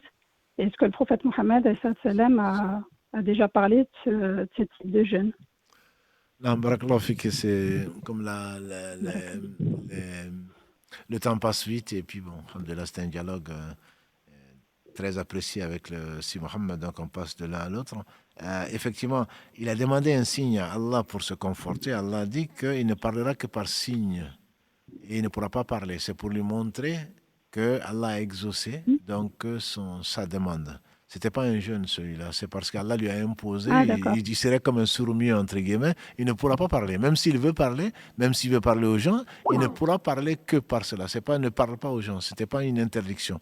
Par contre, le jeûne de la parole, effectivement, c'était avant l'islam, avant la venue du prophète sallallahu alayhi wa sallam. Aujourd'hui, enfin, les savants disent qu'il est interdit de jeûner par la parole. Donc le jeûne, ce qui a été instauré D'accord. par Allah subhanahu wa ta'ala, ça a été vrai au moment de Mariam et ensuite ça a été abrogé et nous, on n'a pas le droit de dire aujourd'hui, je ne parle pas, je jeûne. Aujourd'hui, ce jeûne-là n'est plus d'actualité. Le prophète sallam n'a jamais jeûné un jour en la parole en disant je ne parle pas. Donc ce jeûne n'est plus permis. D'accord. Bien entendu qu'il faut contrôler sa langue, comme tu le sais, comme tu le fais, j'espère, et comme chacun d'entre nous doit le faire. Contrôler ce que l'on dit, c'est extrêmement important. Mais on ne doit pas dire non, aujourd'hui je ne parle pas. Ça y est, je ne parle pas. Ça, c'est un jeûne qui est interdit depuis la venue du prophète sallam. Et donc, là, comme tu le sais, l'islam a été donc complété et il n'y a plus ce jeûne-là. D'accord. Yeah. Très bien. Barakallahu fik. Allah yarfik. Effectivement, elle a dit, c'est pas un jeûne, c'était pas une adoration, ce qu'avait fait Zacharia, c'est Non, plutôt un signe. Tout à fait. Et barakallahu fik. Barakallahu fik, ma soeur, pour la question. Est-ce que tu as un autre appel, Karim? Salam alaikum. Wa alaikum salam wa rahmatullah. Voilà, j'ai pour habitude de vous appeler. Et en fait, j'avais une question ce soir. Comme je vous avais déjà dit, je suis atteinte de mal au pute. Et ma question ce soir était, comme des fois ça va, des fois ça va pas, mais dans tous les cas, alhamdoulilah. Et ma question, je voulais savoir si nos pensées étaient connues du djinn qui nous possède. Ah, tu en as déjà parlé, Cheikh. Non, vas-y. Non, vas-y. Moi, je t'en Non, prie, non. non. Ah, pas du tout. Vas-y, tfaddal, Cheikh. Ah, excusez-moi, j'ai pas assisté, je viens d'appeler maintenant et je sais pas ce qui s'est dit entre-temps. Non, Alors, je sais alhamdoulilah. pas Non, si vous l'avez. ce que je disais, c'est que Cheikh, il en a parlé pendant effectivement les cours concernant la médecine prophétique. Le Cheikh Barakallahu fi, on avait parlé effectivement que ce qu'on pense en fait au fond de nous est quelque chose qui fait partie du ghaib, effectivement, des signes, des choses que seul Allah subhanahu wa ta'ala connaît. Et justement, les ulama disent que voilà, c'est des choses qui ne sont pas normalement accessibles, Allahu a'lam, si le cheikh me contredit, je ne sais pas, qui ne sont pas accessibles normalement aux djinns. Sauf justement parce que les djinns, ils peuvent interpréter des choses parce qu'ils sont à l'intérieur de nous et qu'ils coulent, enfin, autour, enfin, comme le sang, ils sentent des choses effectivement par rapport à nos émotions. Ils savent quand on est en colère, quand on est triste, etc. Parce qu'il y a une question d'hormones aussi. Ils connaissent la chimie du cerveau, mais c'est pas pour autant. Enfin, je peux parler de chimie du cerveau, mais alhamdoulilah, comme Cheikh Islam Ibn Taymiyyah rahmatullahi ta'ala alayhi, on en avait parlé, il dit effectivement ils ont le fait qu'il coule, que le shaitan coule en nous comme le coule effectivement le sang, effectivement, et qu'à un moment il passe par le cerveau, ils ont une incidence physique sur nous. C'est pas seulement une incidence psychologique ou psychique, c'est qu'ils peuvent nous faire du mal. Mais le fait de savoir ce qu'on pense, c'est qu'Allah subhanahu wa ta'ala qu'il sait, hein, ce qui effectivement ce qu'on pense au fond de nous, sans le révéler. Allah alam, à ma connaissance, personne ne peut le savoir à part Allah subhanahu wa ta'ala. Allahu alam. Cheikh, je sais pas si c'est ça, Non, si je me trompe, non, tout à fait. désolé. C'est ce que je ne connais pas plus. Oui, barakallahu fik. Qu'Allah subhanahu wa ta'ala te facilite, en tout cas, et te guérisse. Merci beaucoup, Amin. Amin, amin. Et à tous ceux qui sont éprouvés, qu'Allah subhanahu wa ta'ala les délivre et les guérisse. Amin. Mais alhamdoulilah, cette épreuve, elle m'a rapproché de notre Seigneur, subhanallah, et je pense que c'est un mal pour un bien, comme je disais une fois, parce que sans cette épreuve, je pense que je serai toujours dans le péché. Alhamdoulilah. Et je continue à faire des duras pour obtenir la guérison et j'ai plus d'énergie pour aller voir des rakis, des imams pour me soigner. Je pense que le meilleur, c'est de m'adresser à Allah Azza wa Jal et en plus, dès que je m'entretiens avec Sa Majesté, subhanallah, j'ai mon cœur qui est apaisé et je me dis qu'avec la patience, on obtient tout, quoi. Et j'imagine qu'en plus, c'est une des portes du paradis. Je ne sais pas comment on dit en arabe, ça. Je ne sais pas si c'est comme ça qu'on dit. Mais bref, dans tous les cas, je place ma confiance à Allah. Voilà. Barakallah. Merci beaucoup et merci. Jazakallah khairan. Salam Salam. Barakallah fik, Massa. Assalamu alaikum. Un autre appel, Karim? Allô, salam alaikum. Allô, salam alaikum. Allô, salam alaikum. Wa alaikum salam wa rahmatullah. Oui, je vous appelle. Alors, exprimer correctement ce sujet, c'est que je voulais savoir comment être bien concentré pendant la prière. C'est-à-dire que j'essaye de me mettre dans les conditions, à savoir faire comme si c'était peut-être ma dernière prière et surtout penser que Dieu, entre guillemets, me voit lorsque je fais ma prière. Mais j'ai un problème, c'est que du coup, quand je me mets dans cette concentration, inconsciemment, je m'imagine Dieu. Et je sais pertinemment que tout ce qu'on peut imaginer, Dieu ne l'est pas, puisque voilà, il est tout ce que tout ce qu'on peut imaginer ne l'est pas. Mais du coup, je ne sais pas comment faire pour penser à Dieu. Elle est très bête cette question, mais je ne sais pas comment faire pour penser à Dieu. Alhamdulillah. L'imam Al-Ghazali aurait dit ne demande pas à un bec de t'apprendre l'éloquence. Ça nous arrive tous de ne pas être concentrés. Simplement, c'est ce qu'il a dit le prophète sallam, il faut penser aux signes d'Allah et pas à Allah. On ne peut pas imaginer Allah comme tu l'as bien compris, et c'est un verset, donc rien ne lui ressemble. Le verset 11 de la sourate 42, il ne faut surtout pas, tout ce qui te passe dans l'esprit, qui nous passe dans l'esprit, parce que ça peut arriver à tout le monde, donc ce n'est pas Dieu. Donc à partir de ce moment-là, il faudrait la grandeur de la création témoigne de la grandeur du Créateur, sa toute-puissance, comme on en a parlé aujourd'hui et comme tu le sais déjà, etc. Donc tout ça, ce sont des choses qui, dans la création des cieux et de la terre, comme Allah le dit, et dans l'alternance des nuits et des jours, voilà. Donc il faut vraiment essayer de se concentrer sur tous les versets que vous récitez, peut-être que ça va vous aider. Allah parle donc de ces versets que vous allez choisir, peut-être qui vous émerveilleront, Inch'Allah, qui vont apporter la paix dans votre cœur, en voyant la grandeur et la perfection de la création d'Allah subhanahu wa ta'ala, et ça va vous éviter, Inch'Allah, de penser à l'être d'Allah subhanahu wa ta'ala que, bien entendu, voilà. Donc essayez de choisir les versets que vous, d'abord, ce que vous faites, quand vous dites, il ne faut pas avoir faim, sauf en Ramadan ou en jeûne, il ne faut pas avoir faim, il faut d'abord manger. Voilà, si vous avez d'autres besoins à faire, vous le faites pour que Shaitan ne vienne pas vous perturber en disant il faut faire vite pour aller faire ceci, cela. Et après, il faut prendre des versets, ne serait-ce que la Fatiha. La Fatiha, et puis donc la lire, en connaître le sens, et ensuite savoir qu'Allah vous répond, même si. Donc ça vous permet de vous concentrer déjà et apprendre des sourates, même si elles sont courtes, et connaître leur sens, qui vous permettront, Inch'Allah, de réfléchir, de méditer plutôt sur le sens des versets. Ça va vous éviter, Inch'Allah, des entrées de Shaitan pour vous dire n'oublie pas ceci, mais comment est Allah, etc., etc. Bien entendu, quand on arrive à ce stade, comme l'a dit le prophète sallam, on dit on croit en Allah. C'est pas pour déculpabiliser, mais ça arrive à tout le monde, parce qu'effectivement, on va pas dire que c'est naturel.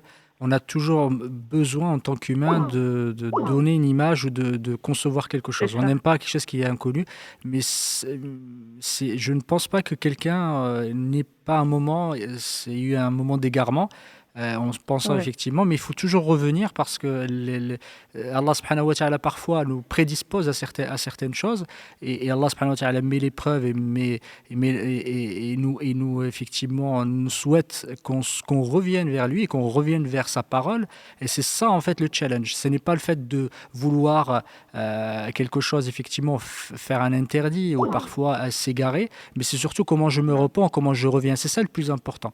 Et ça nous arrive tous, et quand on était jeune, quand on parlait d'Allah, moi je me rappelle très bien, je demandais comment il est-ce qu'il n'a pas ceci, est-ce qu'il n'a pas cela, mais c'est naturel, effectivement, on va dire que c'est un peu ancré en nous, on a besoin on n'aime pas l'inconnu, Mais il faut à un moment se dire que Allah subhanahu wa ta'ala nous a dit, il faut réfléchir, il faut ne pas imaginer Allah subhanahu wa ta'ala. Tout ce qu'on imagine, Allah subhanahu wa ta'ala est le contraire. Laysa kamithlihi shay. Allah subhanahu wa ta'ala ne ressemble à rien de sa créature, rien autre chose. Tout ce qu'on doit imaginer, quand on imagine, Allah subhanahu wa ta'ala est totalement différent et on ne sait pas. Du coup, Allah subhanahu wa ta'ala ne nous demande pas de savoir comment il est, mais si ça nous arrive, il ne faut pas non plus se culpabiliser et dire qu'on ça y est, on est mécréant, ça y est, on est sorti de la religion. Il faut se dire, voilà, il y a un moment d'égarement, comment je fais pour revenir et comment on revient, c'est au travers de la parole d'Allah subhanahu wa ta'ala qui nous a demandé de ne pas effectivement l'imaginer et de ne pas le matérialiser. C'est Allah subhanahu wa ta'ala, on ne sait pas comment il est. Bon, tu vois, c'est juste pour peut-être nous déculpabiliser, justement, parce que c'est des choses qui peuvent arriver. Et Shaitan aussi, comme a dit Cheikh Barakallahu fi, Shaitan aussi, il arrive. C'est une des façons aussi de nous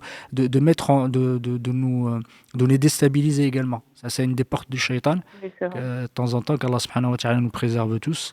Et qu'Allah Jazakallahu khairan, Cheikh, de nous avoir fait ce rappel-là et qu'Allah te raffermisse et raffermisse tous les frères. Amin. Et les sœurs. Barakallahu fikum. Merci beaucoup pour ces précisions. Salam alaikum.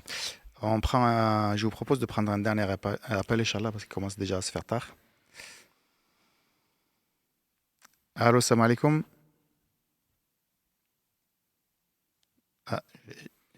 Allô, salam alaikum.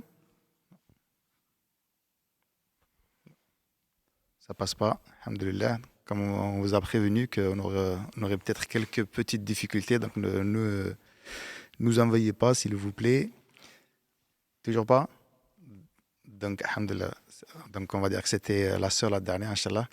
Avant de vous laisser clôturer, Chir, je voudrais juste qu'on réponde à 2 questions. Donc, bon, moi, j'ai plus de questions sur le sujet du soir. Il y a des questions qui ont été posées ce matin sur Instagram, mais qui concernent, je pense, plus le prochain épisode. Donc, on va les garder pour la semaine prochaine, Inch'Allah.